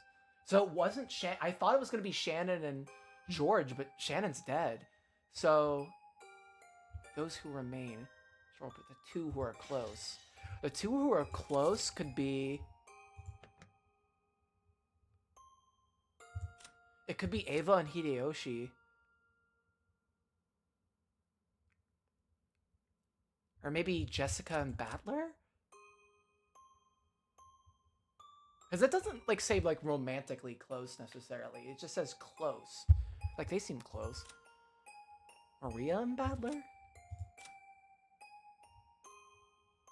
Kinzo and Genji? I don't know. There's just so much shit going on right now. Oh my god, I'm not even ready. A ring? Let me see. Hideyoshi crouched down.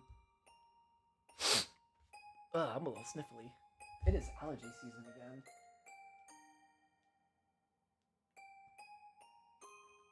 As he did, Cannon silently pointed to one of Shannon's hands. Yeah, there is. That's devastating! Oh my fucking god. There's no fucking way. That is so sad.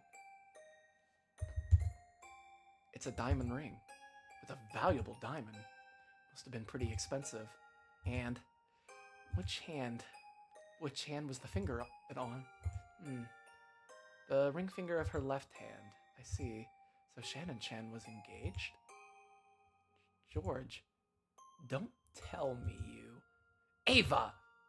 That doesn't matter now. A man made a lifelong promise. Freaking Hideyoshi's fucking standing on business right now. He's freaking standing on business for his son. A man promised her happiness for life. Who that man it was isn't the issue here. Being told that by a man is a woman's dream, isn't it? Well, I guess it could be. I don't know when she received this ring. I also don't know who gave it to her. However, even so, Shannon-chan took the ring. Then she accepted it and put it on her left ring finger. I'm sure the man who gave it to her was also happy.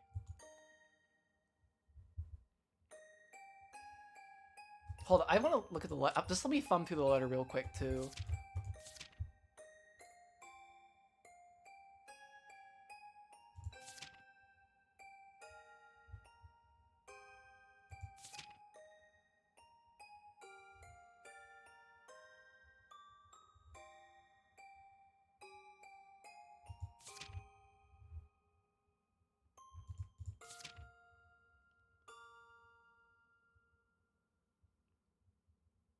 The collection of the interest will proceed shortly.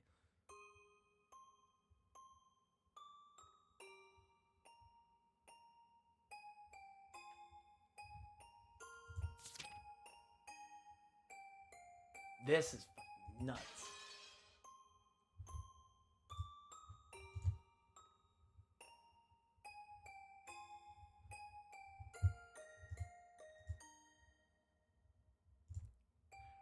To most of the people here, Hideyoshi was simply disturbed by this extraordinary situation and was blurting out nonsense.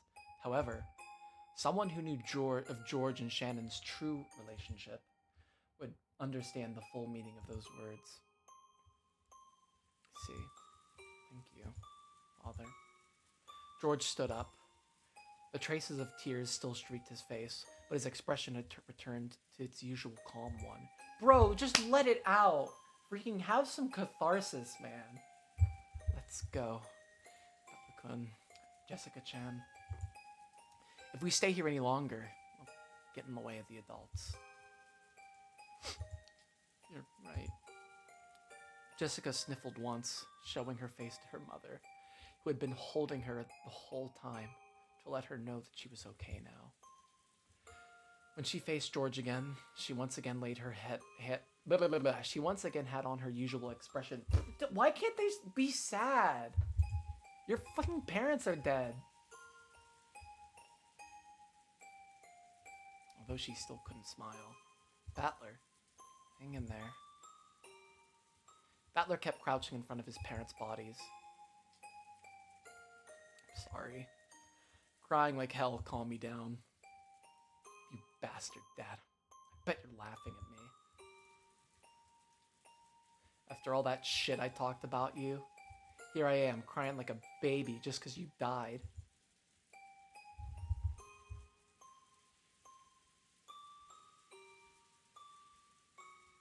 Normal Umineko not having traditional text boxes always confuses me on who's talking. It's weird, but a cool choice. I think it's, I don't think I've ever messed up who was talking. I mean, I think I have maybe once. But they usually do a pretty good job of like showing like characters enter the frame, and that's like enough context for me. If you ever read the famous Cormac McCarthy book, Blood Meridian, like they don't even use any quotation marks when their characters are speaking. So you kind of have to figure it out yourself. It's a really good read.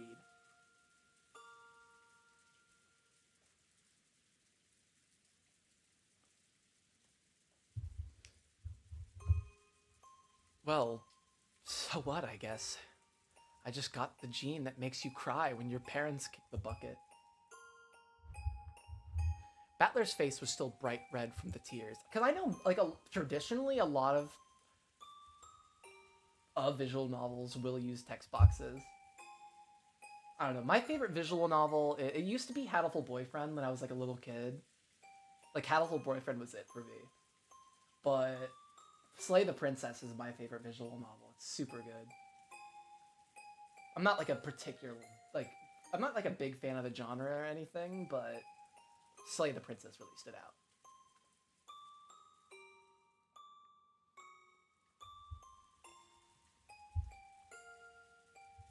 Battler's face was still bright red from the tears, but he had at least recovered enough to fake a smile, if only a bitter one.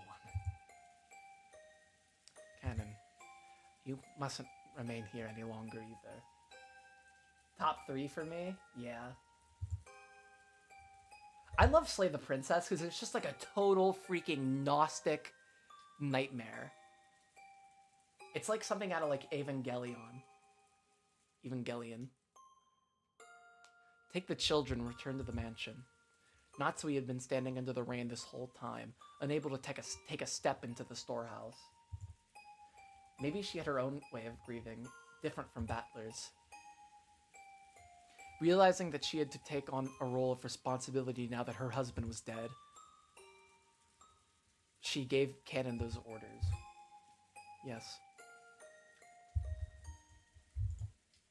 Yes, madam. Cannon rose silently and turned to face me. His face was pure white, almost as though his own heart had died along with Shannon. And there was no life to his expression. On an ordinary day, if he had been told to guide the children through the beautiful rose garden, Cannon might have led the way. But now, there was no distinction between Cannon and the children. They were now just kids of about the same age, suffering the pain of losing those close to them.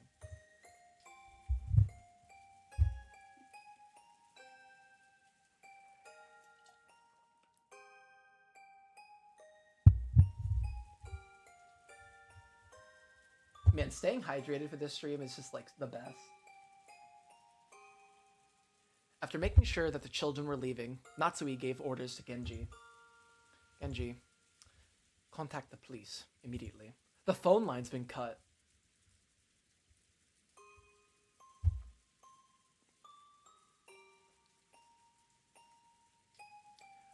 They probably won't be able to come until the typhoon passes, but they should be able to tell us what to do next. Understood. There is an emergency radio, so I will use that to contact them. When she heard that, Natsui remembered. That's right, the phones were out today, weren't they? However, they also had a radio, thank God. Since they couldn't necessarily rely on phones all the time while living on an isolated island. And at any rate, they should start by contacting the police and receiving their instructions. I don't think the police will want them to touch the crime scene, so... Well, even then, it's the decay. They've been dead for 6 hours already. Everything else could wait. Dr. Nanjo? Is there anything more you can do here? Unfortunately, there is nothing I can do. Understood. Genji, could you at least cover their faces with something? Exposing them like this is humiliating to them as well. Yes, ma'am. Genji picked up several dried up towels from inside the storehouse. When Ava stopped him with a shrill voice. Wait a second! Stop! This is the scene of a crime, isn't it? Then we mustn't disturb it. Yeah, that's exactly. We all panicked and walked in here with our shoes on, but even that will surely get in the way of the police's investigation, right? Ellipses. Natsui glared at Ava, offended. Objectively speaking, Ava was right. Even so, she glared at Ava as though accusing her of refusing to do those tragic corpses, which had been humiliated even after death, the simple kindness of covering their faces. However, Ava spoke both calmly and correctly. This horrible situation definitely wasn't an accident. It was a crime. Someone had killed them. It was a murder case. So they needed to be careful to avoid disturbing the site any further.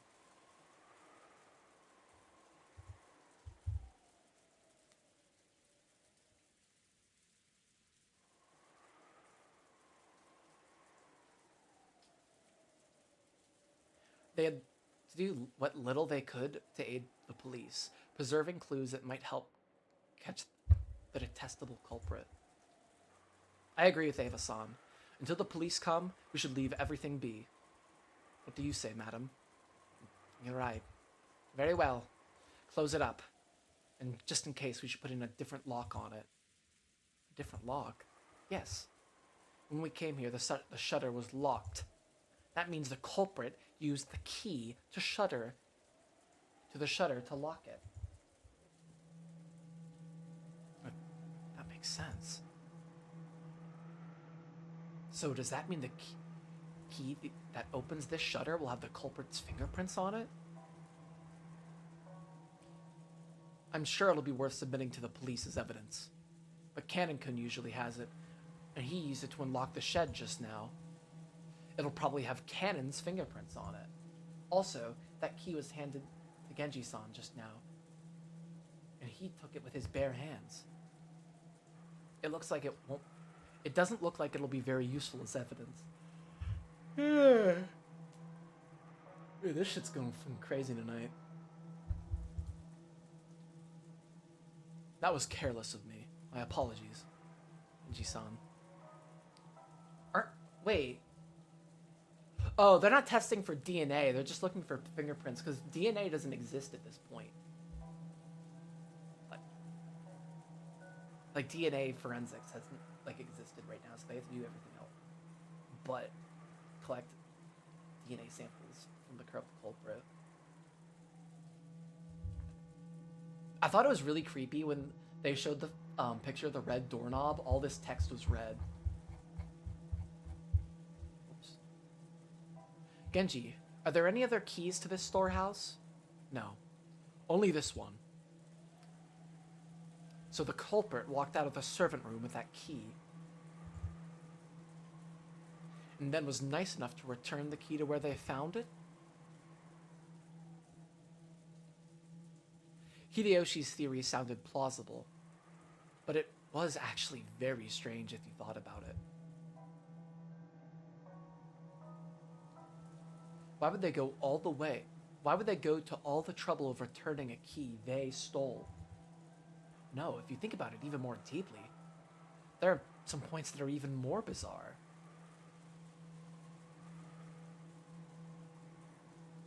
When a criminal hides a body, they're usually trying to delay the point at which it'll be found, so they can use that time to escape. The six weren't necessarily killed here, but it was reasonable to assume that they were killed elsewhere on this island, carried to the storehouse, and hidden to delay the discovery of the crime.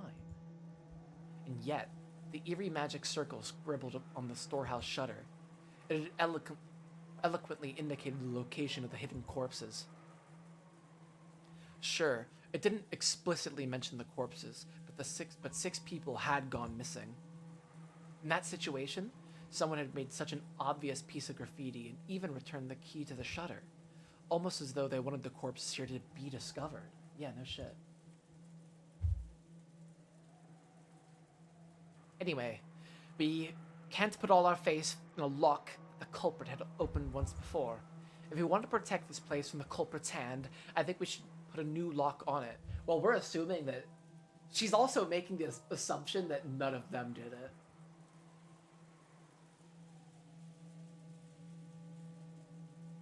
Which I don't think, but still.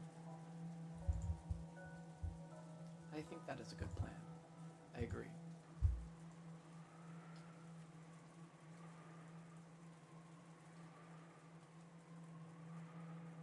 Genji fished around inside the storehouse and unsealed a brand new padlock that had been inside a small box. What should I do with the key? I'll take it. I'll take responsibility and hand it over to the police.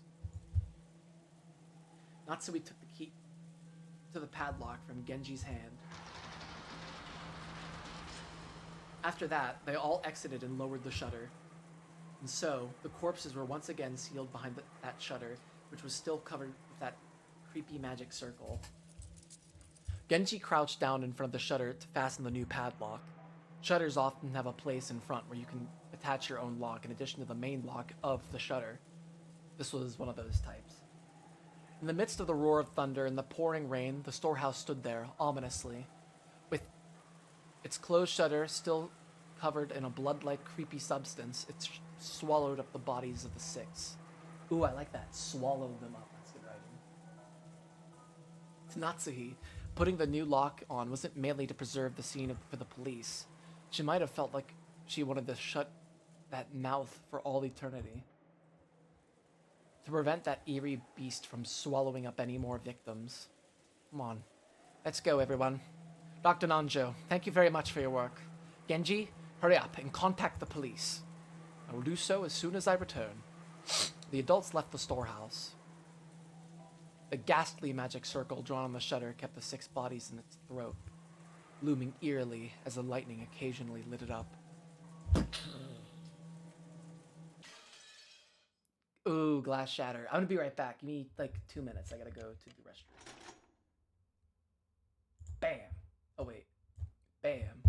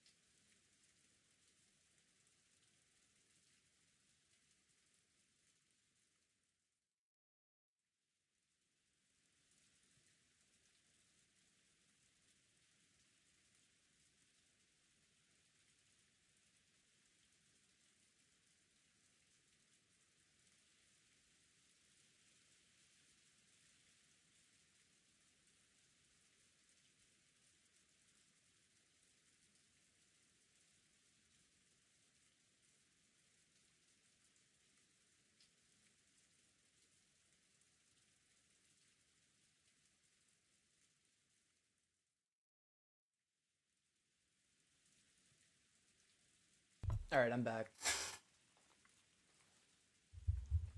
And let's hide my be right back screen, and we are good to go.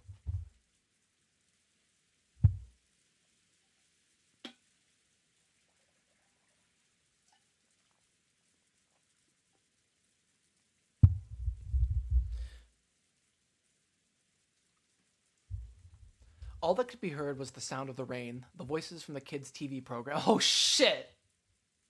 Oh no!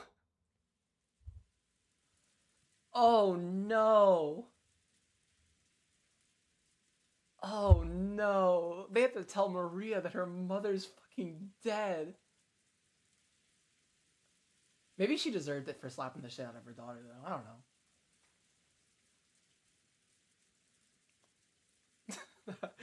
That's rationalizing. Okay.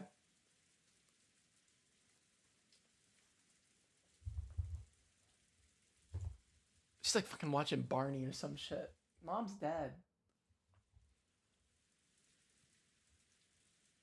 And like engrossed Maria's cackling voice. In other words, what greeted them as they returned dumbfounded from that horrible, bizarre scene was the voice of Maria. Whoops, hold up, I gotta fix something on my Streamlabs. Okay, there we go.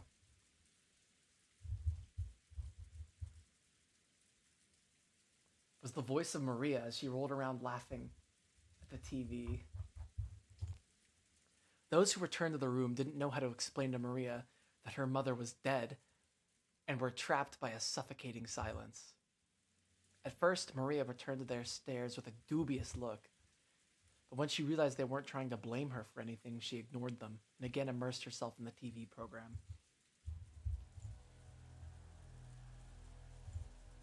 Are they really gonna make the freaking children break to Maria that her mother's dead? That's so fucked up. Please get an adult to do that. Please. Please. Okay, George should do it. George should do it. If any of them are gonna do it, it should be George. The children wordlessly sat down heavily on the sofa. Their minds were probably blank from the state of their shock. Everyone had just cried and mourned so much, but now they were sat there, their faces seeming to have lost all emotion. Only Ken had returned to his usual calm expression. However, that probably didn't mean he'd be able to wipe out the shock. Nothing was reflected in his eyes as he stared into the empty space. Hideyoshi kept on fidgeting, and every time he remembered that horrible scene, he started muttering about how he couldn't believe it, how it couldn't have been something from this world, how it must have been the work of demons. I still don't understand why Hideyoshi and Ava were spared. Am I missing something?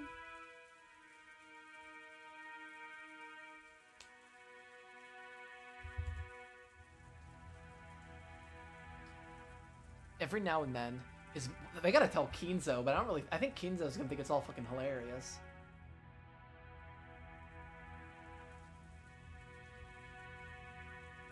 Every now and then, his mutterings produced a question directed at Nanjo. But the latter kept repeating in a calm, doctor-like manner that nothing could be understood by only glancing at the scene. And until the police arrived, they wouldn't learn anything.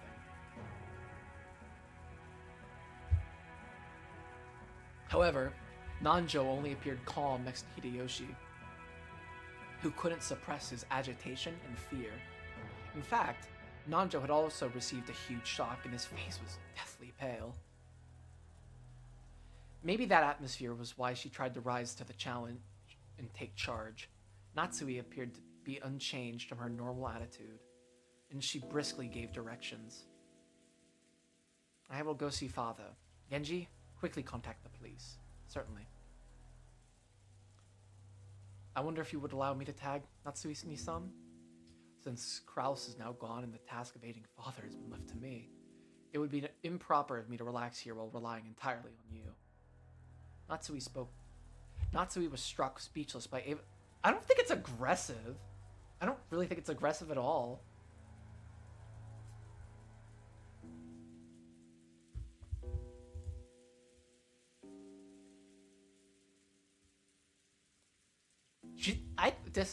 I disagree with how freaking Natsui's processing this, because I think it absolutely should be the both of them. She's not saying, hey, you stay here, I'll go talk to Kinzo. It's, no, let's go together. Come on. Okay, I think Natsui just, like, enjoys feeling persecuted. She just likes being yep, that's it.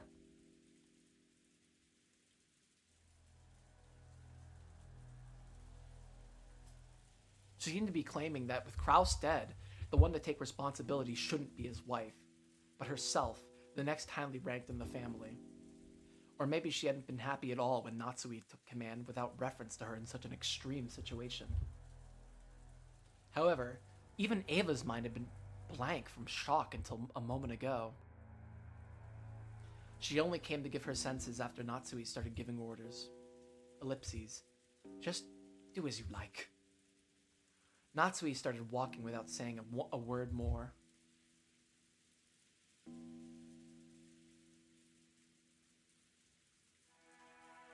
Ava followed behind her. As they did, Kumasawa ran into the parlor. She wasn't usually the kind of person to run around, so under normal conditions, most people would have taken her entrance as a sign that something was the matter.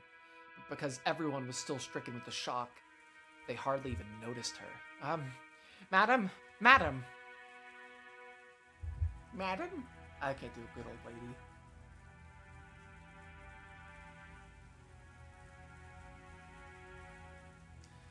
If you're looking for Natsui, she went to see father. She'll probably be back soon. What happened, Kumasawa-san? You see, in the dining hall there was blood. The ears of everyone in the parlor twitched. Everyone thought the same thing. I hope I misheard that. Any container can only hold so much, and no one here could be capable of handling yet another tragedy. So they all thought it. I hope I misheard that. What happened in the dining hall? When I went to the dining hall to set up for the breakfast. The first one to start running was George. His harsh footsteps jogged Hideyoshi and Nanjo to their senses, and they chased after him. Battler and the others followed. They flew into the dining hall. one after another, but they didn't find any change that might have caused but they didn't find any change that might have caused Kumasawa to go pale. To those who had viewed the gruesome scene in the storehouse, it was a bit of an anticlimax. However, Kumasawa, who had followed them, pointed it out.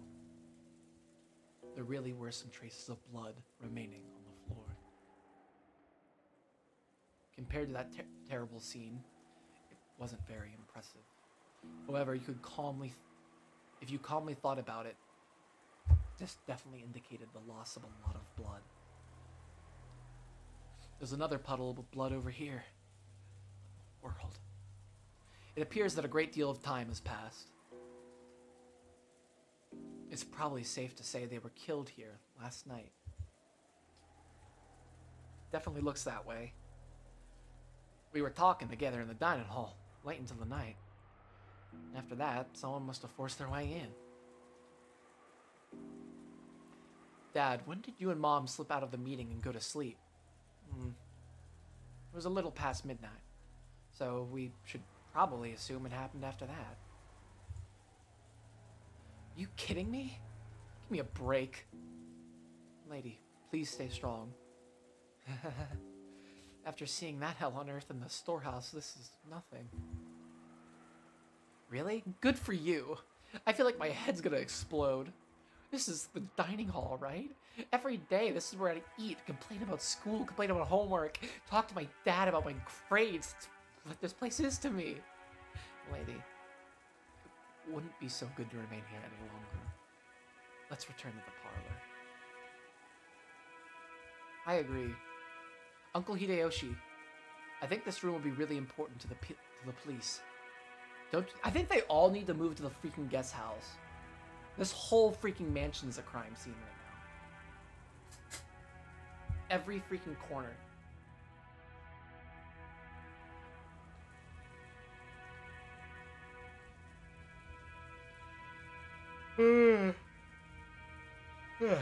Don't you think it'll be bad if we trample it all over it? Battler proposed this in a slightly firm voice. Along with Cannon, he grabbed the pail and shaking Jessica's shoulders. Everything is just as Battler's son has said. There is nothing more to be gained from remaining in this room. Nanjo spoke while we were looking at everyone's pale faces.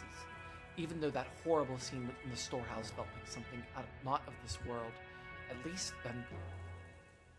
then we'd be able to leave, to cut ourselves off from that place and run away. Everyone had shared in that feeling. However, this dining hall was different. It was in the mansion, the main building of the estate. And as Jessica had said, it should have been one of the most calming places inside the mansion.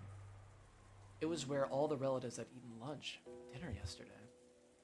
The shock of seeing this place smeared with blood reminded us of the horrible spectacle in the storehouse, and forced us to accept what hadn't really been able to,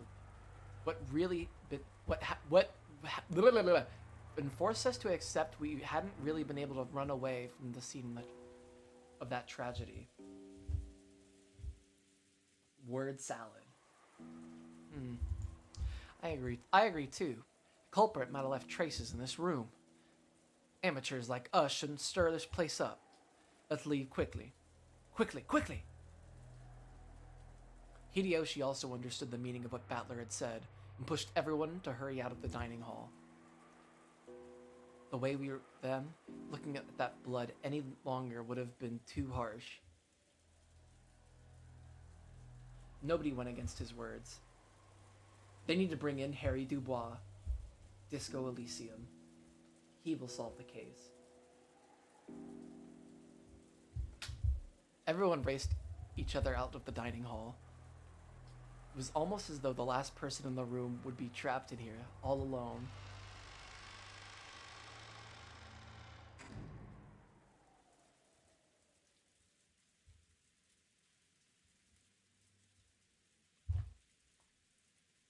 Once in the hallway, we lent a hand to Kumasawa, who was still trembling and leaning against the wall, and we all headed back to the parlor together. And Genji returned. Oh, Genji-san. Were you able to contact the police? I absolutely freaking doubt it. Oh my god. As to that, I'm afraid I must apologize. I don't know if it was a failure of the radio or something, but else that caused it, but... So you couldn't contact the police? Both the phone and the radio failed? My apologies. A boat will be arriving on Monday morning, and I believe we'll be able to borrow their communications equipment. Isn't there a boat on this island? Can't we just take a little trip out to the Nijima Police Department? Wouldn't... Okay, but also, wouldn't their boat have a radio in it? Like, surely it would. Hideyoshi-san, that would be impossible with this weather. At the very least, we can't do anything until the typhoon passes by.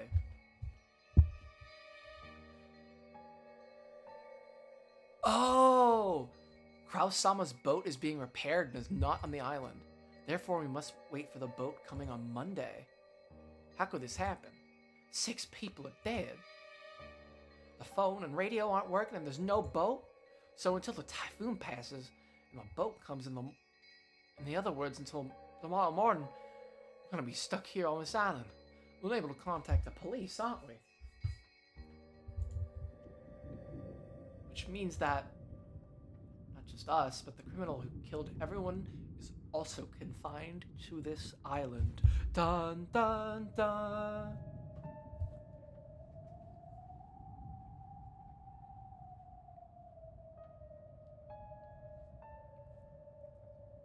That certainly follows. The culprit who killed everyone is still here on the island. So the bastard who killed Mom and Dad and the others must still be hiding here somewhere, unable to escape.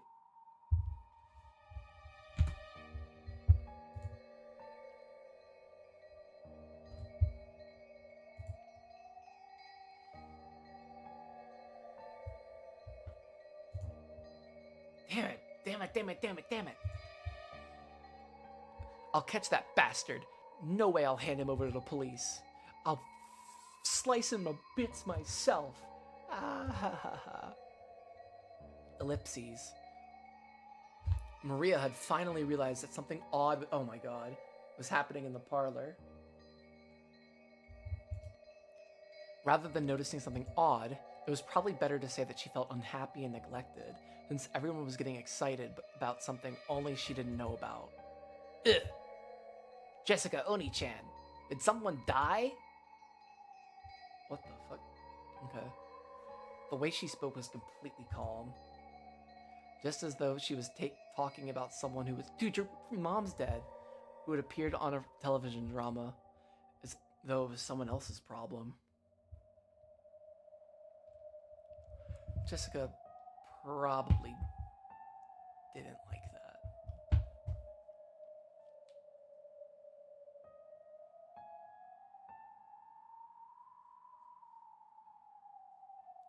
As though trying to say, can you tell just by looking at me? Overwhelmed with grief?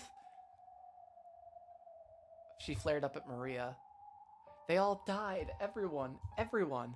My dad and Battler's parents, Goda-san and Shannon, and even your mother, too. Stop it, Jessica. You aren't the only one who's sad. Maria-san, I know this will come as a shock, but please listen. Your mother has died. Mama died? Okay. Yeah, someone killed her. I know it's sad, but stay strong. How many people died? 6 people. 6 people. Damn it, damn it, damn it. How could anyone do something that cruel? There's a limit to how cruel you can be if you're a human. Well, I don't know about that. I don't know who it is, but the culprit isn't human. There's no way their blood is red. Ugh. The culprit isn't human. It's just the chosen by the in asterisks. Huh? Hey, Maria. Did you just say something now? Maria had just said something. But since the words were so remotely separated from the flow and context of the conversation, I couldn't understand them for a second. When I tried to ask her to repeat it again, I was shocked by the sudden sound of Aunt Natsui's loud voice coming from the entrance to the parlor.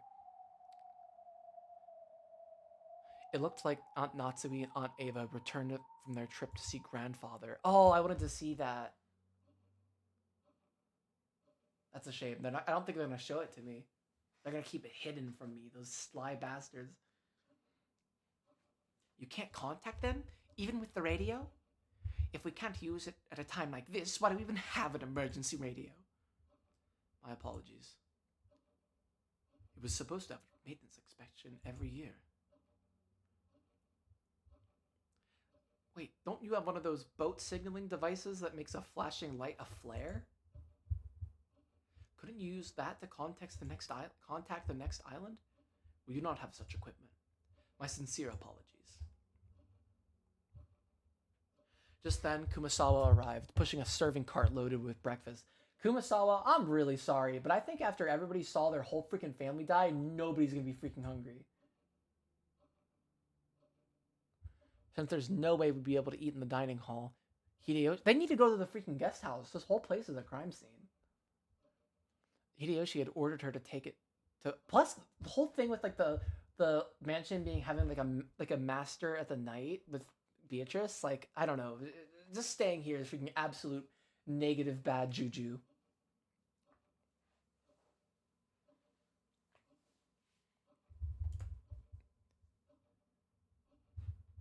Oh, what the hell? Okay.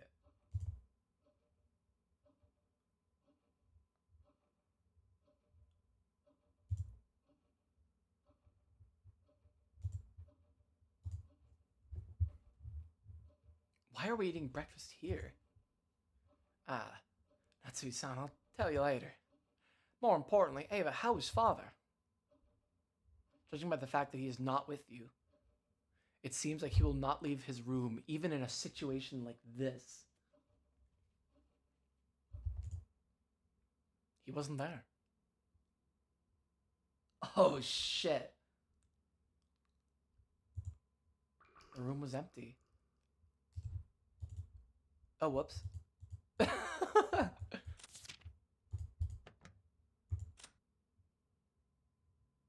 Oh, okay. Disappeared from his study unnoticed. Kinzo's study has everything from a bed to a toilet to a bathtub, so it's extremely rare for him to go outside. However, he does occasionally go out for a walk on a whim without telling anybody, and his disappearance invariably leads to a huge uproar in the house. He usually comes back as soon as he's hungry. Usually. This shit's freaking crazy.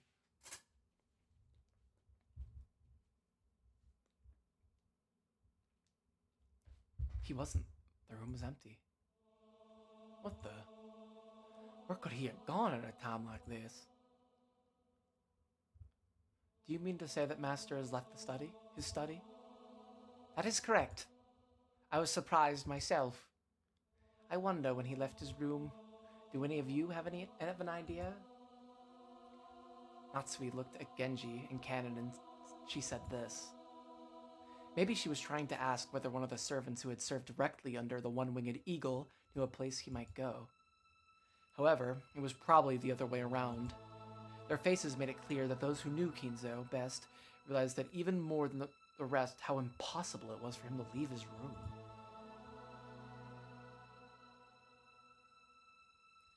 Even we have no idea. As you all know, within that study, the master has everything from a place to sleep to a bathroom. I couldn't have imagined him leaving that room except for a significant reason. I think I give Genji a different voice every time I read him. That's so awesome. In case what? Whoops. Isn't it natural to assume that one of those significant reasons came up? We still cannot be certain that's the case. I also gave like 3 characters that voice. But I think it's best for her, so I'm keeping it for her. Anyway, he's a fickle person, so it's possible he went for a walk by himself, unaware of the current situation. If that is the case, then we must act in all haste to tell him what has happened and ask. Bro, he's probably at the freaking shed. If he's actually out walking, he's probably at the shed. That's right.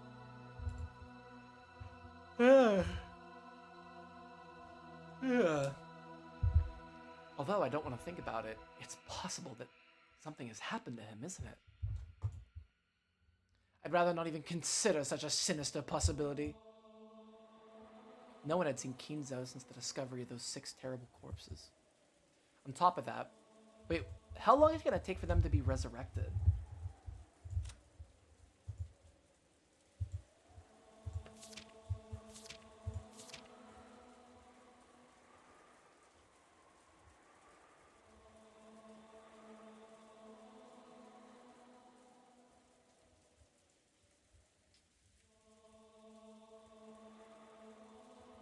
Tough. This is tough.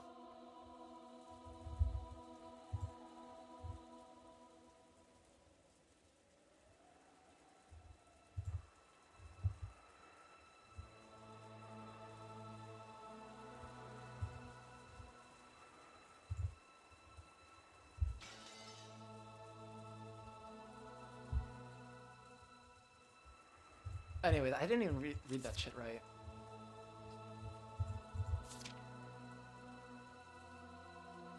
Okay, that's not till the very end. This shit is wicked tough.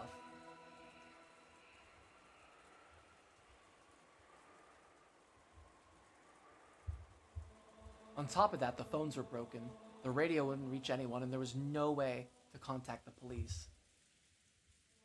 Apparently, the typhoon would leave tomorrow, and a boat would come. But until then, no one could rely on anyone outside the island, nor could they escape on the island. Whoops, did I miss something? Nope. The tragedy hit everyone so abruptly that they'd lost all their composure. Everyone felt a heavy silence. Everyone was impatient. Even though they needed to do something, they couldn't think of anything. So some of them had held their heads in their arms while the others got irritated. Right now, no one could explain what was occurring on this island, Rook and Jima.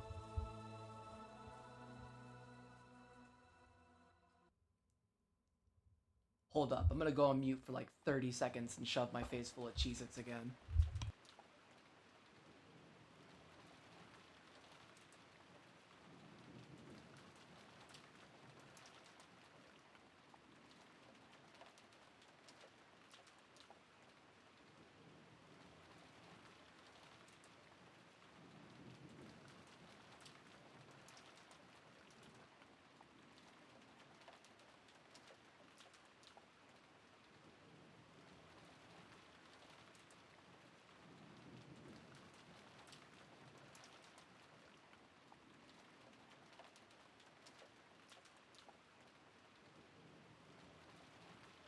Okay.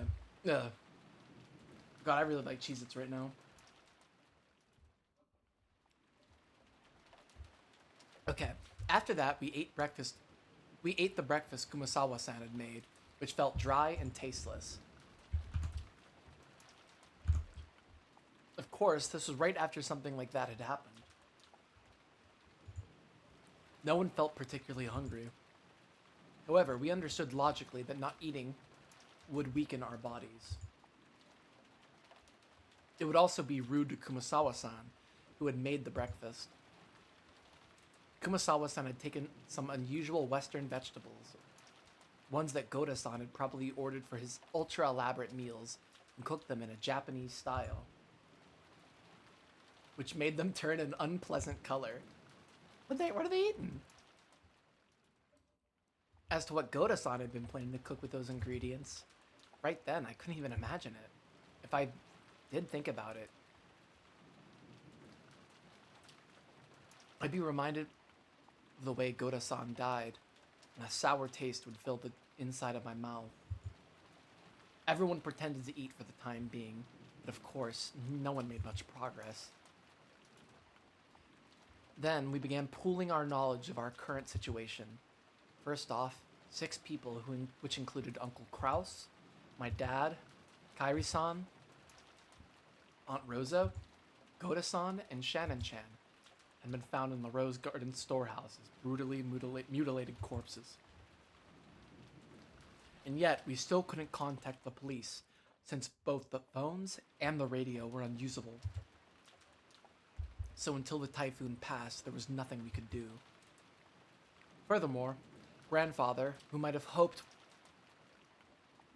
have hoped would be able to show a little leadership in this kind of a situation, had disappeared some time ago. He disappeared from the morning, like it was like in the very beginning of the morning where Natsui had visited him, and when they were at when everybody was at the shed.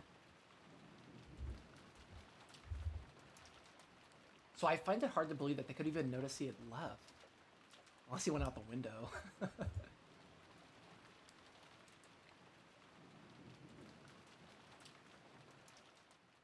Goda-san hadn't made breakfast, so grandfather's stomach must have been empty. And if he had just been taking a casual walk, we should have been able to hear him whining about how hungry he was by now. And despite that, he hadn't appeared. There was more than a small chance that he'd gotten caught up in this crime. According to my aunts, on their way back from Kinzo's study, they'd searched for him, calling out on every floor, but were unable to find him. Considering the timing of it all, it's only reasonable to assume that this disappearance had something to do with the crime. We figured Dad and the rest were probably killed in the dining hall, and then painstakingly moved into the storehouse. So maybe Grandfather has already been killed and dragged to some strange place which he simply hadn't discovered yet.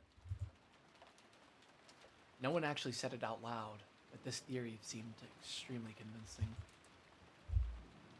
We will go check that all the windows and doors are locked. You must also conduct a thorough search for Father. The children must remain in this room. Eva-san and Hideyoshi-san, I'm sorry, but please stay here with the children. I'd like to ask you the same, Dr. Nanjo. I understand. I will wait here. Aunt Natsui followed the servants, Genji-san, Kumasama-san, and Kanon-kun out of the Leave Kanon here too. He's a kid. Jesus Christ. All that was left was Aunt Eva, Uncle Hideyoshi, Dr. Nanjo, and the 4 of us children, a total of 7 people. Why is he smiling? Okay. Let's all stick together and maybe watch some television while we wait. Though I doubt we'll find anything good in the middle of the day on a Sunday. Uncle Hideyoshi started acting cheerfully, trying to brighten up this gloomy atmosphere. Ugh. Good show. Watch it. Watch it. Okay, whatever. Maria is unfreaking phased. Oh, really? You want to watch TV, Maria-chan? Come and watch it with your uncle. Maria was the only one who joined in. Even though Maria had been told of her mother's death, she didn't show the slightest flicker in her emotions. Was it really normal for a 9-year-old girl like Maria to act so much like a very young child? Everyone else's mood failed to improve, and they each sank absent-mindedly into their sofas. Anaki, can I ask you something? What is it? Just now, in the storehouse, you said something about Shannon and a ring? Did you give that to her? George didn't answer, but he hung his head and closed both of his eyes. There could be no clear response. Quit it, Battler. Figure it out yourself. Right. I shouldn't have asked. That's right. It was me. Last night, I proposed to her.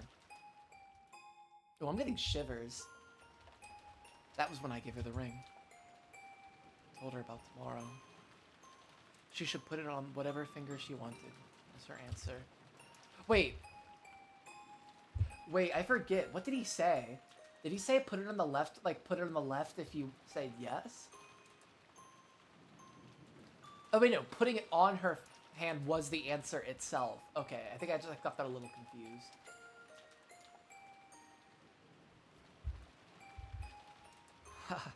I guess it was a pretty pretentious thing to say. And that ring had been on the ring finger of Shannon's left hand. Well, several years ago, Shannon came asking me for advice about you, George. I wonder what she could have said. Shannon was always really bad at lying. It was obvious pretty quick that you were the one she was talking about. She asked whether it would be okay for her to get close to someone, even though she was only a servant. She asked about what kind of things boys like, what kind of clothes she should wear to make him happy. Lots of stuff like that. I guess you could say I felt envious hearing her say that. This song is also a freaking really good song. So then she was given an engagement ring. And it all ended right there. Different people value things differently. But being proposed by a man, well, it can be such a high point in your life. So I'm sure last night Shannon was happy from the bottom of her heart. Happier than she's ever been since the day of her birth. Ellipses. George Anaki sighed deeply without raising his head. Or maybe tears had risen to his eyes. Oh, wait, she was doing that as a favor, too. That sucks. Because it was her and Goda. That is so fucked up. It seems Shannon was on duty in the guest house last night, but because she was too embarrassed to go back to the guest house with me, she went over to the mansion. Think about how Shannon must have felt. When you receive an engagement ring, then no matter how much warning you've been given beforehand, it's perfectly normal to get so excited that your mind goes blank. She must have been incredibly embarrassed. And then Shannon went to the mansion, even though she hadn't been assigned there. Helped Goda-san with his work, and got caught up in this crime. If only I hadn't given her that ring on that day, in that place, Shannon wouldn't have, Sayo wouldn't have been caught up in that crime.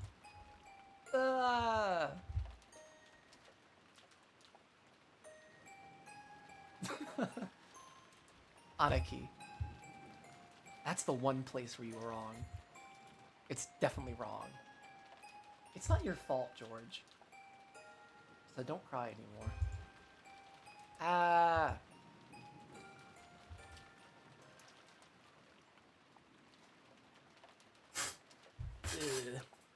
Poor George.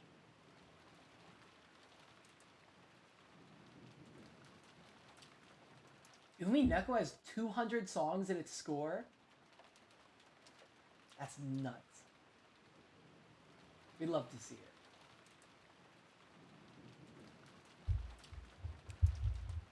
it. Ugh, I gotta stretch my back.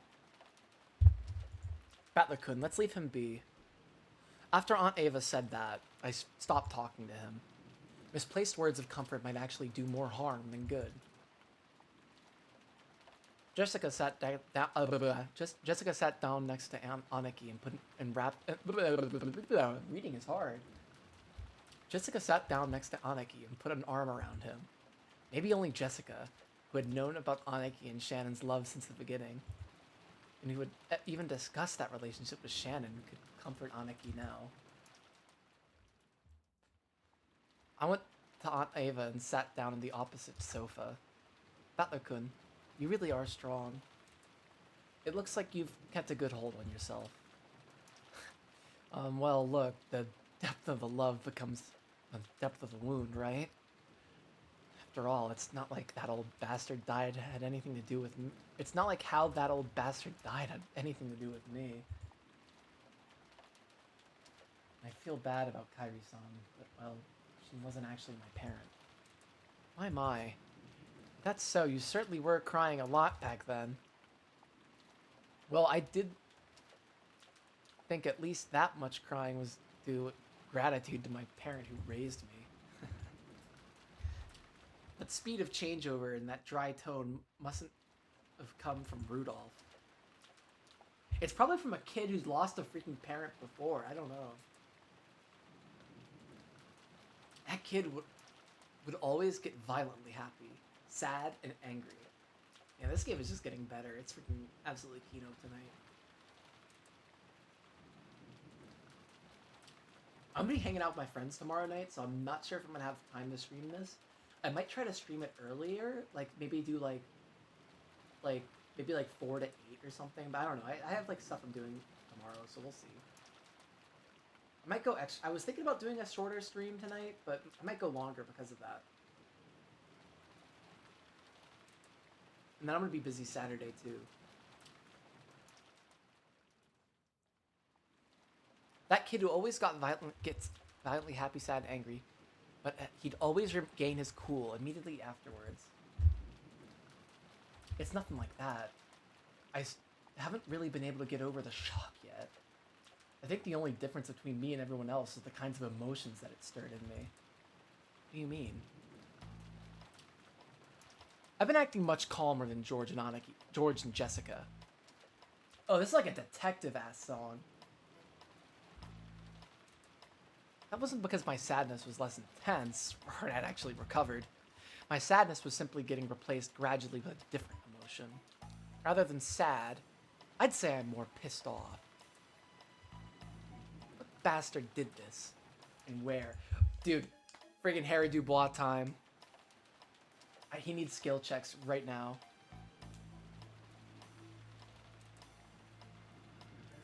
It's kind of been eating at me since I didn't get a chance to smack him upside the face. That was what I really wanted to do. I couldn't forgive myself if I just sat there, overwhelmed with sadness and hugging my knees. Since the time Dad and the others were killed, this island had been covered by the typhoon. Which means the bastard was responsible for all this was still somewhere on this island. Yes, that would seem to be the case. I wonder if they're hiding somewhere in that dark forest, even now. I feel like I'd had a very similar conversation with Kairi-san the night before. That's right. After the letter from the person claiming to be Beatrice appeared at the dining table last night, we talked about whether or not a 19th person actually exists. Aunt Ava, do you think this murder has anything to do with the letter from Beatrice last night? Ah, that one. Well, I wonder. All the siblings agreed that the mystery letter was sent to further compliance. All the siblings agreed that the mysterious letter was sent to further compliance, to further complicate, holy fucking shit, the problem of father's inheritance. I'm so blind. As to whether that and the case this morning are related, it's impossible to tell at this stage. Was that letter really given to Maria by some witch called Beatrice? How could it be? All of it was a farce, devised by father, wasn't it? He made Shannon-chan or someone wear that dress from the portrait and check Maria-chan, right? Isn't that just the kind of overly intricate prank father would pull? Last night, I talked with Kairi-san about whether Beatrice actually exists. And Kairi-san also said that Beatrice was probably one of the 18 of us. Isn't that obvious? There's no one else on this island besides us, right? There must be someone amongst us who's pretending to be Beatrice. There's no one else on this island, you think? Obviously, right?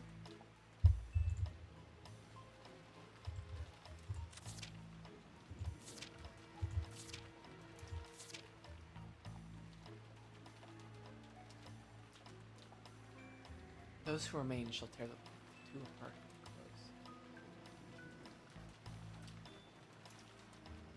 That one's just gonna keep ping-ponging in my brain, huh?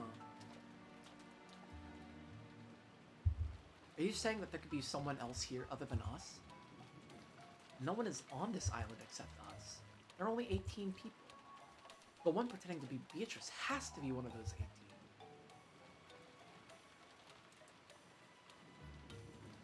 Kairi-san denied the existence of the 19th person by spinning the chessboard around.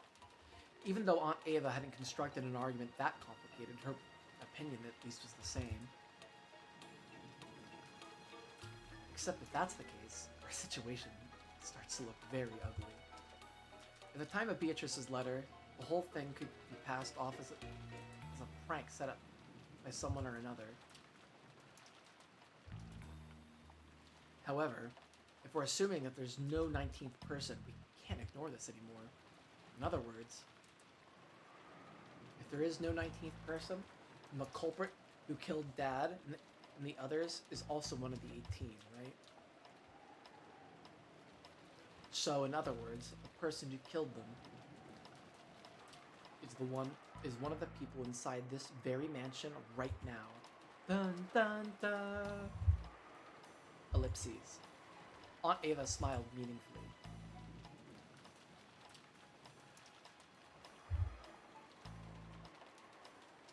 It looked like she thought this conclusion should have been obvious from the very beginning.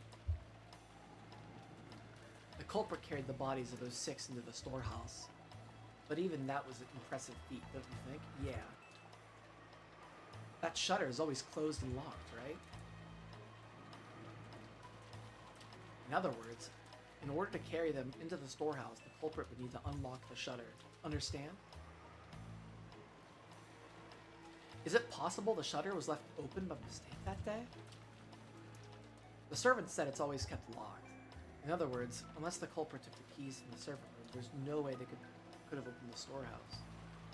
Isn't it weird that for the longest time they didn't lock the house, but I'm gonna assume they've always been locking the garden shed, which I think is interesting.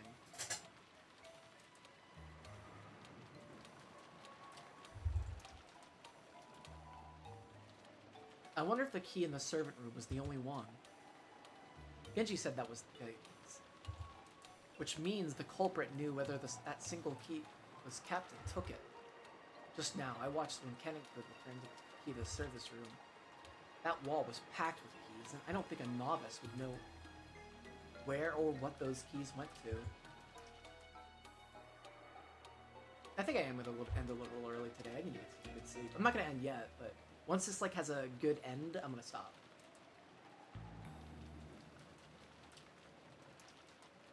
The culprit was miraculously able to find the storehouse key among all those. Furthermore, even though the key didn't have a tag or anything sticking to it, they knew it was the key to the storehouse behind the rose garden. And that means they also knew where the storehouse was. I'll say it even clearer. The culprit knew the inside of the servant room well. Her argument was extremely plain and clear. If the bodies had been thrown, it was Natsui, she did it. If the bodies had been thrown somewhere in the bushes of the rose garden, there wouldn't have been much to go on. I'm trolling, I promise. However, if there was only one key to the storehouse in the servant room, it was stored with such a large group of keys a novice would not be able to tell them apart.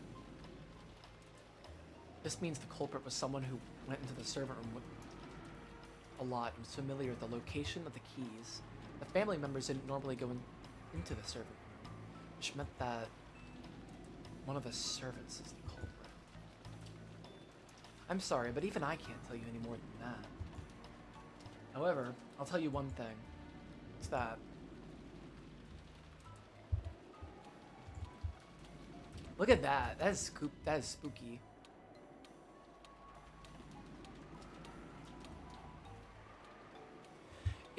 It's reasonable to think that the culprits are multiple in number and fairly well armed. They'd have to be, wouldn't they? They'd have to assault the four in the dining hall and kill them, drag a total of 6 bodies all the way to the storehouse beyond the rose garden, and arrange that disgusting makeup and the graffiti on the shutter. There's no way a single culprit could carry out all that on their own, right? It made sense. It probably would have been possible for a single person with enough time, but it would take so incredibly long. It was probably safe to assume that a significant number of people were involved.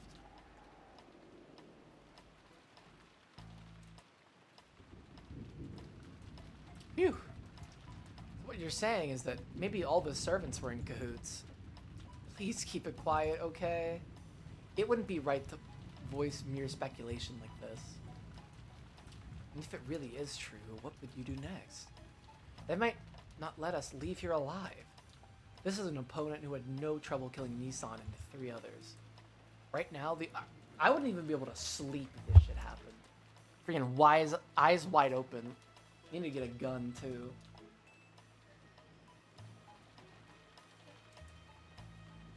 Oh, they don't have guns in Japan. Shit. Oh, wait, maybe Kinzo is a Westerner. As Kinzo is a Western boo, he's surely armed to the teeth. And is a firm believer of the Second Amendment. God, Kinzo would make such a good Republican. Right now, the only ones I can count on... Oh wait, I'm definitely freaking off spot. This is an opponent who had no trouble killing Nissan and the 3 others. Right now, the only ones I can count on to fight with me are the 3 in my family and maybe you, which comes to a total of 4 people, right? We're no better off than last night. Okay, so they can basically eliminate. I think you can eliminate Kanon and Kumas. Oh wait, no. Was it Genji and Kumasawa that were sleeping at the house? At the guest house? I forget if Kanon was sleeping at the guest house or not.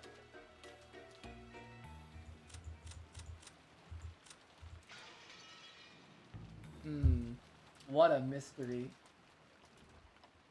We're no better off than they were last night. In short, it'd be easy for the culprits to massacre the rest of us. I've been playing detective with Aunt Ava, trying to expose the person who had killed Dad and the rest before the police did. If only I could cleverly penetrate the culprit's identity and stick proof in their face. I'd be so sure that, just like in one of those detective movies, the culprit would then give up and surrender. However, the culprit would only surrender if there was no way for them to fight back.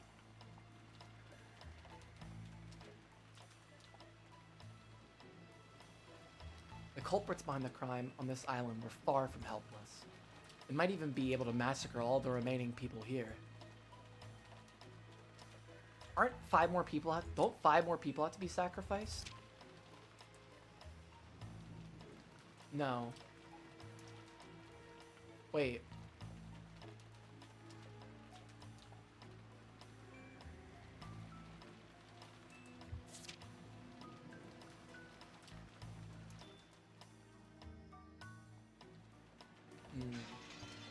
Tricky.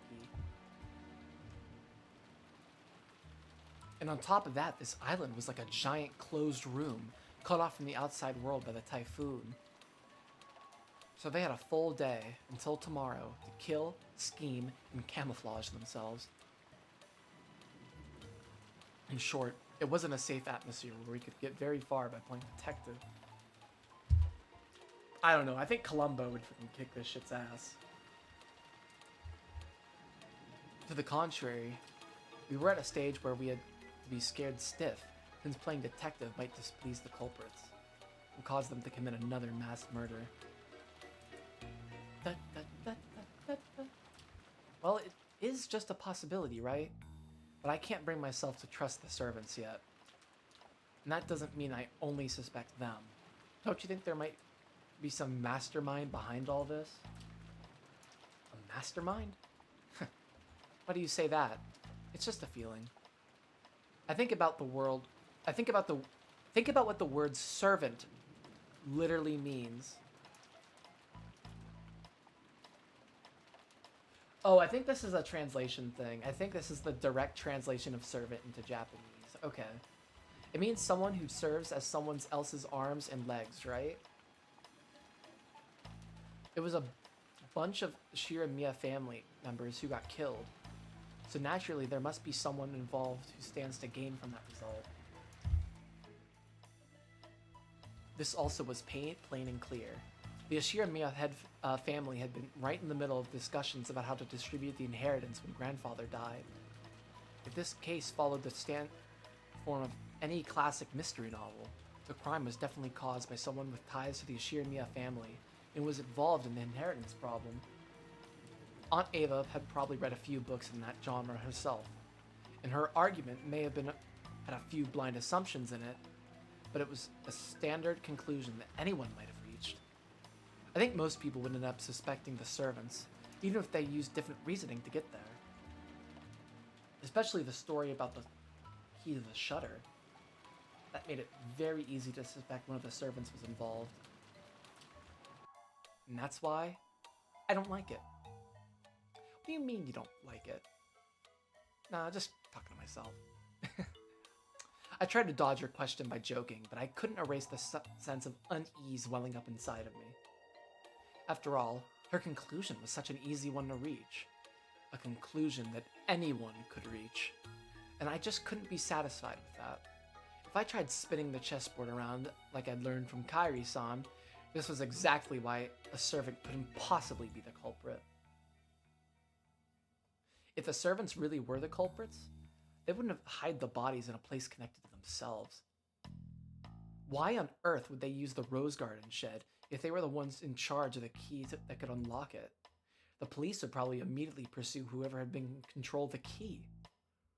It was even possible that some other facts might come into light as a result. The more we think of the servants as the culprits, the less reason they had to carry the bodies into the storehouse. But what if they knew we'd think that, and put the corpses in the storehouse for that very reason? No, that's completely impossible. When the police come and inspect the scene of the crime, they'll probably be able to uncover many things. No matter how carefully the culprits carried out that murder, some traces will definitely be found. In other words, they had everything to lose and nothing to gain. If you think about it in this way and look under this murder game from the culprit's side, it's hard to imagine why they'd want to call attention to the corpses. Once the corpses were found, it could result in someone sending a report to the police, or it might make the remaining police more cautious, or it might make the survivors start to search for the culprit. None of those things would make life any easier for the culprit.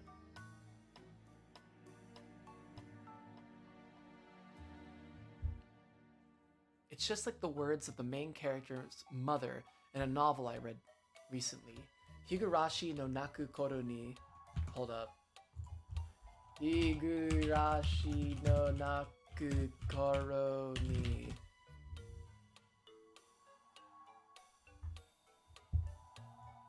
It's by the same people? It's by the same people who made this game. That is kind of vain.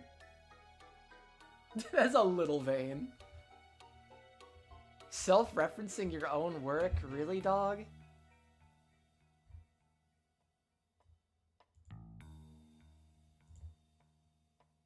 That's hilarious.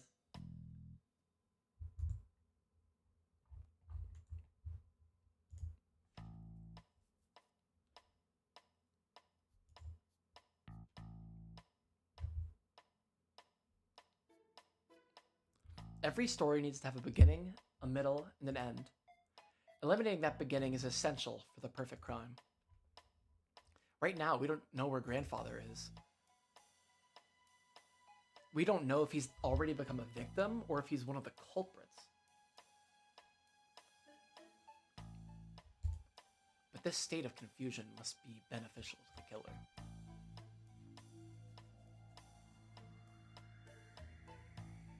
culprit has absolutely nothing to gain by showing us the bodies in such an obvious way and making us all realize that there's been a murder. In fact, this would be the perfect place to spin the chessboard around. In other words, showing us the corpses in such a flashy way must be the culprit's goal in and of itself. So, at the very least, to the culprit, the appearance of 6 corpses meant there are more than the deaths themselves. In other words, the culprit wanted this murder on display. To whom? To us. This is a message. The culprit's trying to shove something in our faces. I don't know what it is. At this point in time, this vulgar mass murder isn't making me feel anything except a malice directed towards all of us. Malice towards all of us, is it?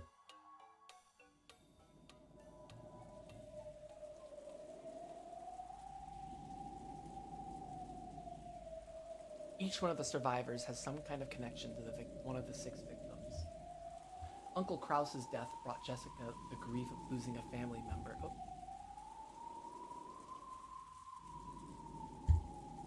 The death of Dad and Kairi-san brought me sorrow, while Aunt Rosa's death brought Maria sorrow. Goda-san's death probably shocked his fellow servants.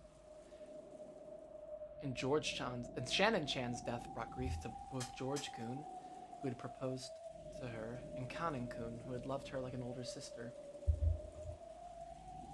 Everyone now on this island had received an equal amount of sadness. Aunt Ava was sure that the servants were in cahoots. But then, how could you explain the deaths of Goda-san and Shannon-chan? At any rate, by this argument, the grief was caused by the 6 deaths that hit. The grief caused by the 6 deaths hit everyone but Aunt Ava and Uncle Hideyoshi.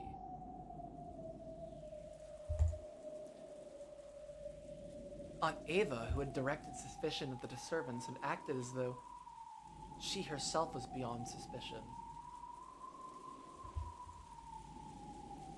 Could not be ruled out as a suspect. Yeah, like, to attack the Ava and Hideyoshi, like, they were in the mansion, which can't be said for the children and some of the servants.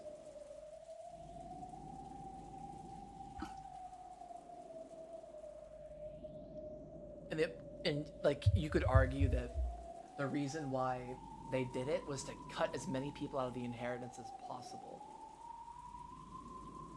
But that's obviously not true. There's definitely magic shit going on at this point. In the first place, she was able to argue that the servants were suspicious by focusing on the shutter's key. But if you look at it from a perspective of motive and who would gain, Aunt Ava's name rises to the top of the list.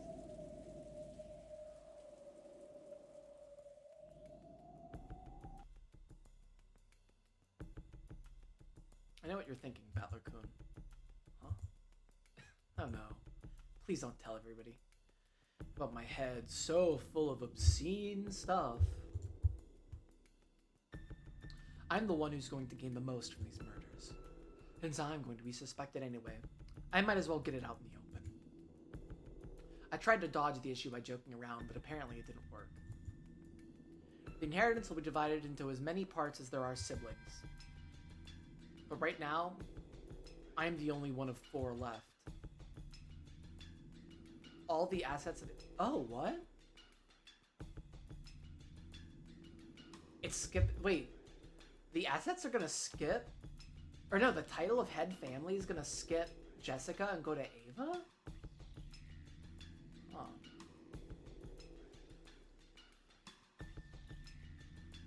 All the assets of the Yoshiramiya family will become mine. If Uncle Hideyoshi heard you, he'd say, "Could you give it a rest? It's not funny." I'm sorry. I was just fooling around. They're going to be suspected no matter how much I try to smooth it over. That's why, from my point of view, this murder might have been designed to cast suspicion on me. Unfortunately, my alibi for last night is weak. Could you tell me a bit more about last night? As you know, the discussion between the siblings of how to slice up and eat the inheritance continued until late in the night. But I don't know until how late it lasted. My husband and I had woken up early that morning. We were so sleepy, and a little past midnight, they let us go. When we returned to the guest house, we then returned to the guest house and rested there. What? Yeah. I didn't know they slept at the guest house. I thought they were gonna sleep in the mansion, so I guess I was wrong about them sleeping there. Then that would explain why they're still alive.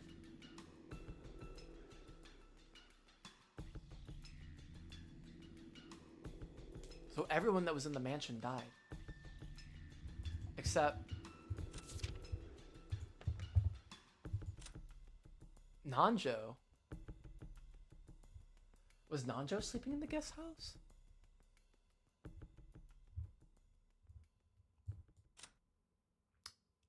I'm gonna keep that. I'm gonna put that on. I'm gonna put a pin in that. We'll come back to that later. I don't know enough right now. Can anyone other than Uncle Hideyoshi prove that? No, wait, it's not like I suspect you or anything, okay?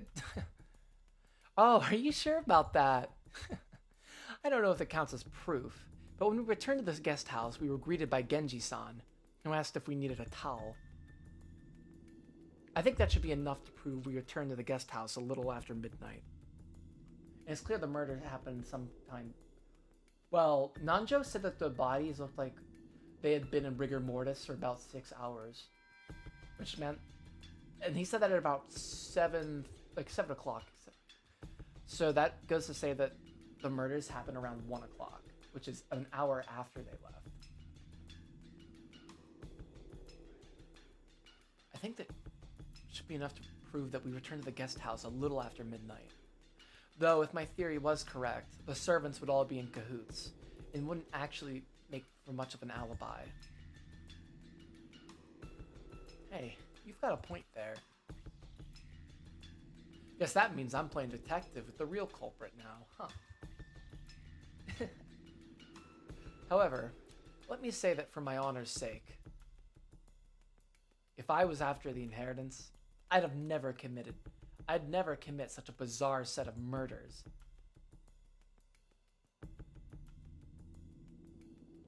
After all, if I just wanted to make them forfeit their rights to the inheritance, it wouldn't matter to me how they died.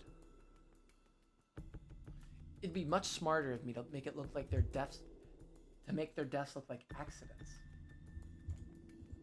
Especially if you're assuming I laid out some careful plan that involved even the servants. You got a point there. If you're killing someone for personal gain, you definitely shouldn't make it look like a murder. Exactly. That's why I'm in such a blue mood. The police will probably treat me like the mastermind and investigate all kinds of things. Not fun at all. Aunt Ava shrugged with a bitter smile. It was just as easy to suspect Aunt Ava as it was to suspect the servants. Or it's more likely to suspect at this point that there's a 19th person on the island. At least a 19th person on the island. So if we spin the chessboard around, does that make it impossible for the culprit to be her, suspicious as she is? However, if that sort of argument always works, then motive can never help us in any way. No, that can't be right. Knowing the motive must give us powerful clues towards knowing the culprit. That's why murderers from all time periods disguise crimes in complicated ways, cleverly preventing their motives from being discovered. I don't get it. I just don't get it. Every time I spin the chessboard around, it keeps flipping from front to back and back to front. Are my thoughts bringing me closer to the truth, or are they... I'm waiting for a glass break to end, but it keeps going and I'm fine with it, unfortunately.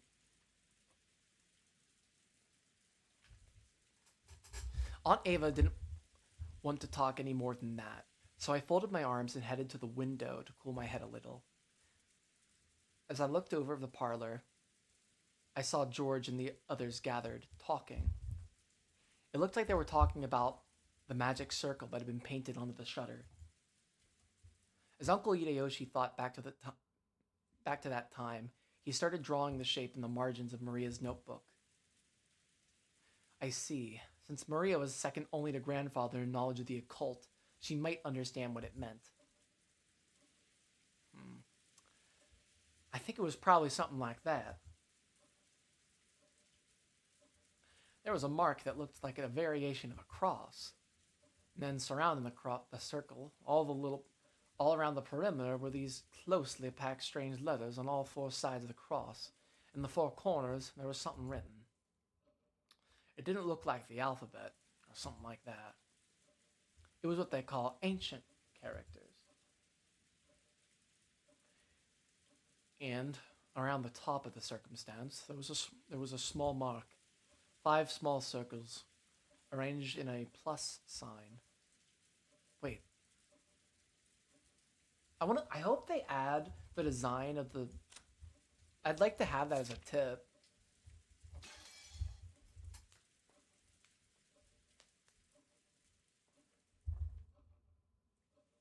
In a straight line connecting them. And yeah, yeah, there was definitely something like that drawn there. Yep, there's no making a mistake in the shape. I don't understand the thin characters, but the arrangement was nearly the same. Everyone, because the one time they showed it to us, it wasn't like in the best resolution, so I didn't really get a good look at the symbols there. I wonder if they're going to be like alchemical symbols or like runes or... I don't know. I think it would be useful information to have. Like knowing what kind of occultism like we're dealing with here. Like Western occultism has all basically been made up in the last 200 years. Kind of. That's a little bit of an oversimplification, but I always think about the people like Madame Blavatsky or Aleister Crowley or people like that. Everyone was staring down at the shape, so I started staring down at it too. Yeah, this is exactly as it was. And I can't see any, like, line. Okay. From what I'd heard, this had been painted on the shutter to the storehouse with some material that looked like blood. I see. This is sure is unsettling. Grandfather's probably the only one who'd want to draw something this weird. Seriously, where did he go? I want to grab him and ask what the hell is this supposed to mean? Jessica's voice contained impatience and anger, and my voice contains the need for water.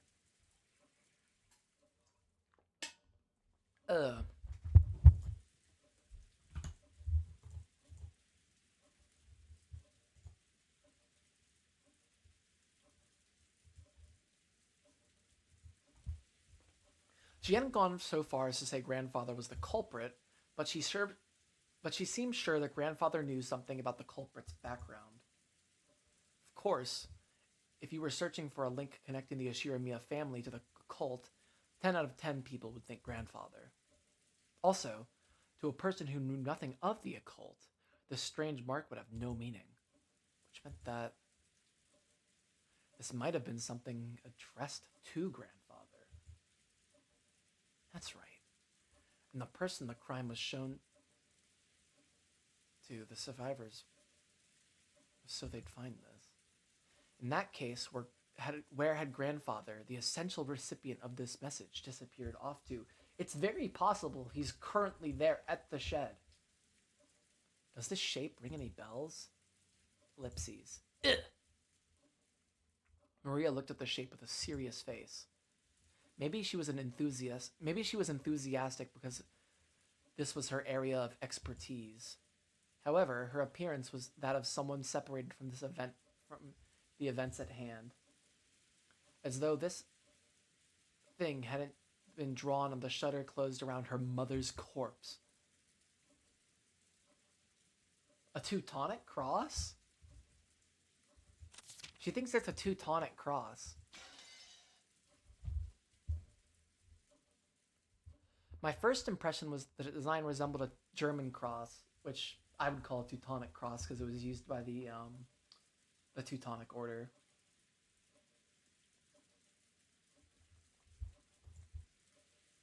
Ah. It certainly does have that kind of design. Does that mean it has something to do with Germany? Look at me. Look at me with my knowledge. Look at me. You guys scroll down. What do you see? Amateur historian. That's amateurism, baby. That's amateurism. The German cross was originally a crest from a religious order of knights and was supposed to protect pilgrims traveling to sacred places. It was called from the Teutonic Order, which is called, in Germany, it's called the German Order, the Deutsche Orden. Oh my god, that is such my pat on the back. Oh my god, that's fridge material.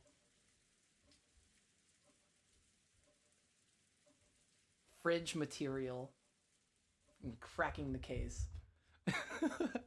So in other words, this magic circle might have some religious meaning.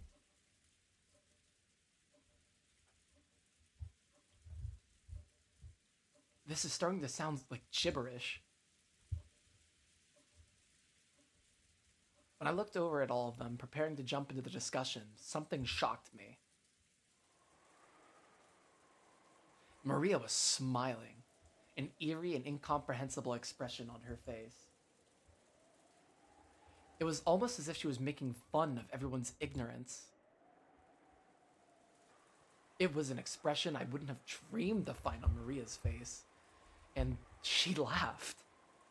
That eerie, jarring laugh was something I didn't want to believe was possible, even though I was looking at it right in front of my eyes. Ah ha ha ha. Whoa, that is really creepy. That is really creepy. You people aren't even close. Can't you just tell by looking? Maria is Beatrice. Maria is Beatrice. The real freaking twist. They both have orange hair. I think Beatrice's eyes were blue. I don't remember, actually. That is actually such a crackhead theory. I'm smoking that for the next, until I'm proven otherwise. That is my crackhead theory for this game. My last crackhead theory about George and Shannon being an item was correct. So this crackhead theory has to be correct. Alright. After a while, that laugh was suddenly and abruptly cut off, but her expression still looked like it belonged to something, to someone completely different from Maria. This is the 7th magic circle, the sun. The characters are written in Hebrew. Give it here. Sure. Maria stole the writing materials from the stunned Hideyoshi's hand. She then started drawing another magic circle with a rustle, right next to the one Hideyoshi had drawn. See? It looks sort of like this, right? Yes, it was. Look, she's not even doing an ugh. Maria, incredible. You really do know a lot. Jessica tried to smooth things over by praising Maria. Maybe she wanted to confirm that this was still the Maria we all knew so well. But Maria didn't answer in any way in particular.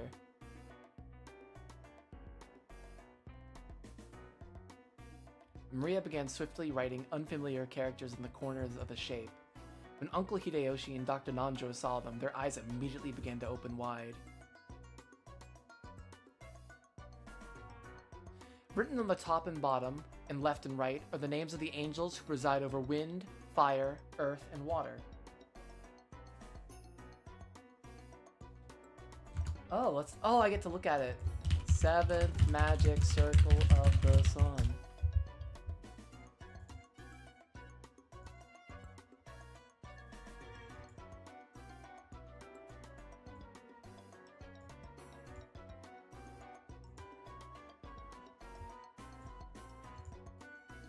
Oh, it's from the Lesser Key of Solomon. At least I think it's from the Lesser Key of Solomon.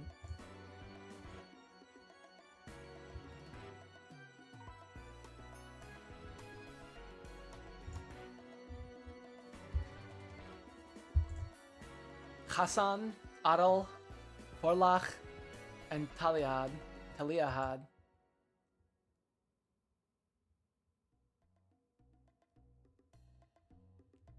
And then the four corners are the names of the four great kings. Solomon, David. Oh wait, no. I'm wrong. Ariel, Seraph, Tharshes, and Cherub. Is that what you saw? Even if they hadn't been able to correctly write what they'd seen, when they were once again showed something identical, it wasn't difficult for some of them to realize the two of them were the same. When Maria asked them whether it matched, Uncle Hideyoshi and Dr. Nanjo nodded over and over again.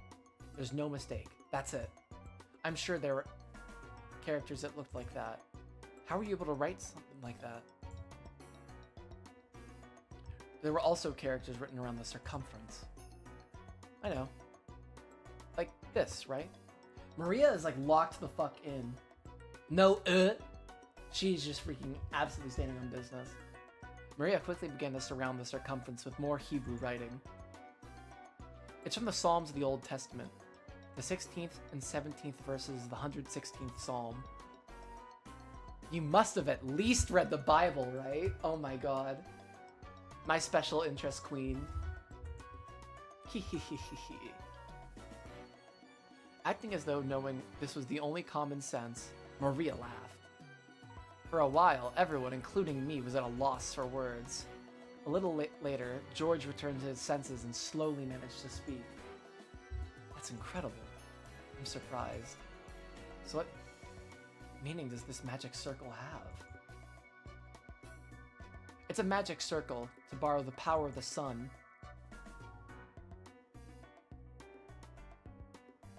He who wears it as a talisman drawn in gold shall be able to break free from the bonds of any prison and receive the power to gain freedom. To break free from bonds and gain freedom, that's deep. The word bonds, is not limited to the interpretation of some kind of physical object. Look at her face, she is so locked in. Therefore, it does not only hold meaning for people locked up in an actual jail. It can also refer to the release from mental bonds such as ties and obligations and inescapable fate. I mean,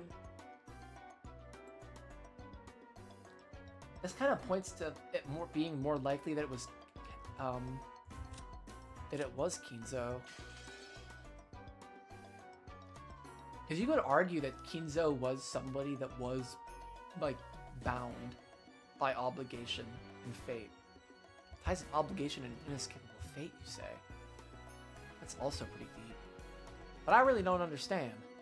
What does this have to do with those 6 bodies? Far from being released, they were killed, stuffed in a storehouse, weren't they? It's not like the magic circle was drawn for their sakes. The 6 of them were there for the sake of the magic circle. It truly is pitiable. Your mom's dead, bro. What do you mean? What in the world do you mean when you say the 6 of them were there for the sake of the magic? They were sacrifices. Maria lifted up her pointer finger and waggled it as if she was making fun of us. That's written around the circumference. Can't you read it? Psalms chapter 116 verses 16 and 17. I'll read it for you. The Lord has freed me from my chains. I will offer to you the sacrifice of thanksgiving and will call on the name of the Lord. See? See, you say? I've got no idea what you're talking about. You're saying they're human sacrifices? If what Maria had just read aloud about the vital part was vital about the magic circle, then it was saying that sacrifices had to be offered in order for this magic circle to be effective. So human sacrifices have been offered inside the storehouse where the magic circles had been drawn. A heartbeat later, everyone seemed to reach the same conclusion. Some people were shocked and others spat out that this was insane as they punched their knees. This was starting to get incredibly disturbing, and we couldn't accept or understand it. I don't care what kind of magic circles or curses other people believe in. I won't pick a fight with them. But did they really kill Dad and the rest as sacrifices for shit like that? I just couldn't understand that feeling. Compared to this, I preferred it when we were still disgusted by that theory about the fight over the inheritance. As I started getting pissed off with a feeling between anger and sadness, I broke from the circle everyone was in and returned once again to the window. Something had gone insane since yesterday. There was that letter from the witch Beatrice that Maria read out loud at last night's dinner. Ever since that point, it feels like it feels like this whole mansion and this whole island has been getting more and more firmly locked inside some kind of bizarre world. That's right. When I think about it, that letter was an invitation from the witch. The ruler of the nighttime island had invited us inhabitants of the day to another world. The phone and radio had been interrupted and the island was shut off by a typhoon, so you really could call this place another world cut off from a real one by now. Yeah, as this island is now, it's perfectly normal for a witch to send us letters and for human sacrifices to be offered up for the sake of magic circles. So what will happen next? Will some weird people wearing goat masks start doing the Bond Festival dance or something? Ugh, it's hopeless. It's hopeless. I don't get it. The inside of my head's all screwed up and I don't even know what to think. Anger, sadness, the opposing emotions all swirled up together and they all started to suck me in. Unable to resist, I could do nothing but cover my eyes with my hands and trust my mind and body as I started getting sucked in.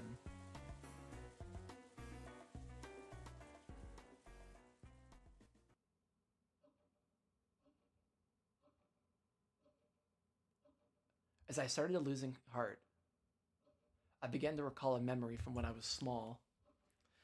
It was from when I was very young. I had unfortunately seen a scary occult movie on TV, and for a while I hadn't been able to go to the bathroom by myself. Okay, thank you. The old bastard gave an exaggerated laugh and said this. Hey, Battler. Why do you think they go to all the trouble to make movies like this about demons and the occult and such? I don't know, Rudolph. Capitalism? Creative interest? I don't know.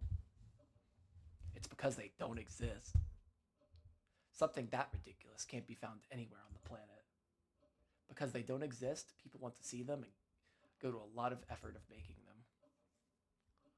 That's why those occult movies just make me laugh. Well, good for you. Maybe you should not have shown that movie to your kid. If I were forced to choose, I'd say it. Rather than demons and monsters, this year's earnings call and angry wives are 100 million times scary. My wife, am I right? I'll go further, okay? From my point of view, getting scared is a recreational emotion. Something for people who've got room to relax both in their hearts and their lifestyles. They had so much free time, they don't know what to do with it. So in order to entertain their minds with unusual emotions, people started creating a culture with demons and the occult and stuff. Ellipses. Seriously, why have I been acting so damn thick-headed? I was totally taken in. Don't try to mess with me. This is the human world. I don't give a damn about witches, demons, magic circles, and sacrifices. The human who killed Dad and everyone else is still on this island. That's all there is to it, right? The next person who started speaking to my heart was Kairi-san. You see, in both chess and shogi, when you reach the very, very last stage of the game and get closer and closer to cornering your opponent, the number of optimal moves you could possibly make gets smaller and smaller. Therefore, if you're backing someone against the wall, or if someone's doing the same to you, both players' moves become infinitely easier to read. Yeah, they're on death ground. In other words, when you're completely cornered and you start thinking you have no moves left, that is the moment when it's easiest to read your opponent. However, when a person is forced into a defensive position, they can't help but lose their ability to think clearly, so they aren't able to get their minds around their opponent's moves. That's when you spin the chessboard around. With all my strength, I slap my face with both hands. I just slapped my face. I don't think the mic picked it up, but it was a nice sound effect. Now, with my eyes were truly open. When you don't understand anything, you're completely cornered just like I am now. Isn't that the perfect time to spin the chessboard around? While on the defensive, we can't even guess the culprit's scheme. We spin it around and look at it that way. Just wait what we see. First off, at the time the culprit committed the murders, they knew the island was being cut off by the typhoon. Therefore, they should have understood that even if they carried out the murders, they wouldn't be able to get out. They wouldn't be able to get away early the next morning. In short, the culprit had been without securing a way to escape. Wait. Had begun without securing a way to escape. Furthermore, that bastard had tossed the corpses in the storehouse. Then, was even kind enough to say, here they are with a weird bit of graffito. Wait, I gotta look it up.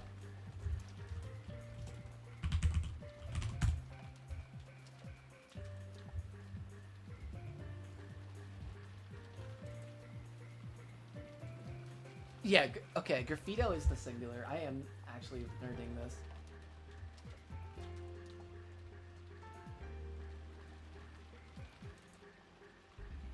In other words, since we've been able to find the corpses sooner or later, they wanted to show them to us.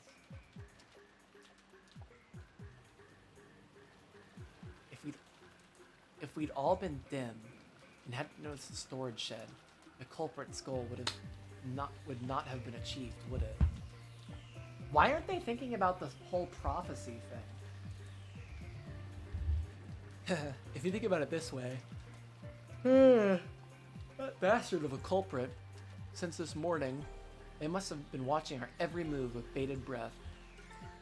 After all, if we hadn't been so kind as to discover what was on the storehouse, all of that hard work and preparation they did last night would have just gone poof.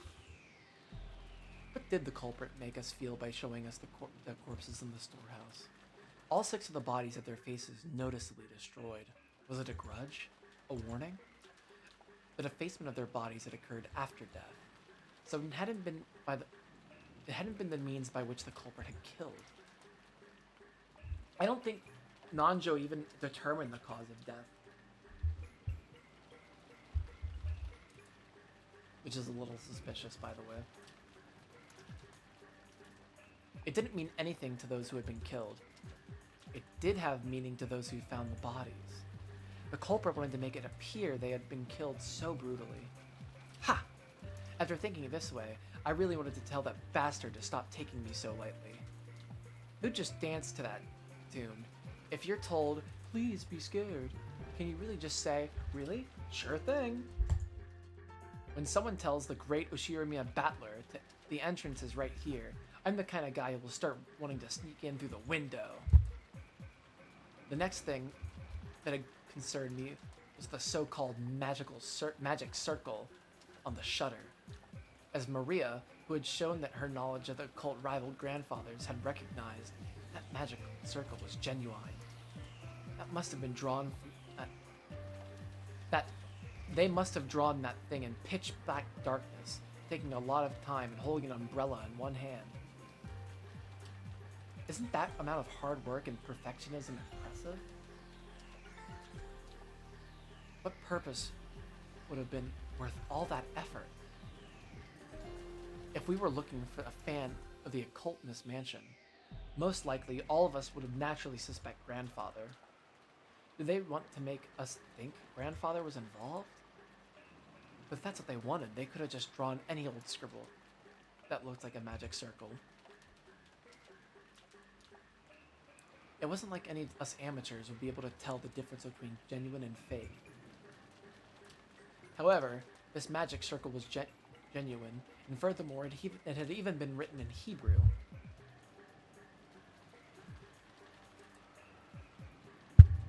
So this family had a message. So this magic circle had a message that could only be understood by someone with knowledge of the occult. A message is a form of communication. By sending it, they were hoping for a reaction. A reaction? For some reason, we couldn't find Grandfather now. I don't know how Grandfather might have spotted the magic circle. Do we know he spotted it?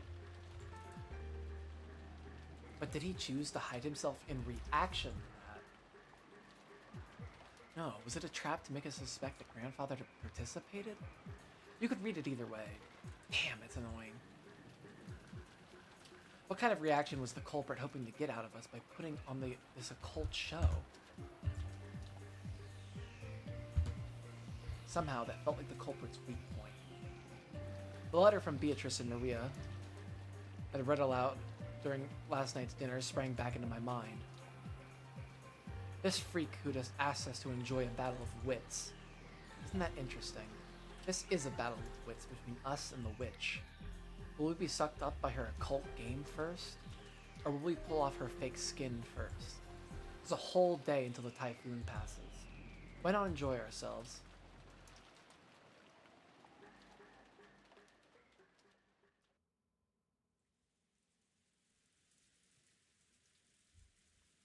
I think I'm gonna leave it off there. I think I wanted to take it to like seeing a mirror for like a clear end, but it's getting late and I gotta go to bed. As I said, I might try to stream this earlier tonight. I'm gonna be busy, so it'll be tough. So it's gonna be like a maybe thing. So if I'm not live tomorrow, I will be live like probably all day Sunday. Like I'll be probably live like all Sunday. Because I really want to stick my teeth into this game for like a really long time. Because I've been super into it. Oops.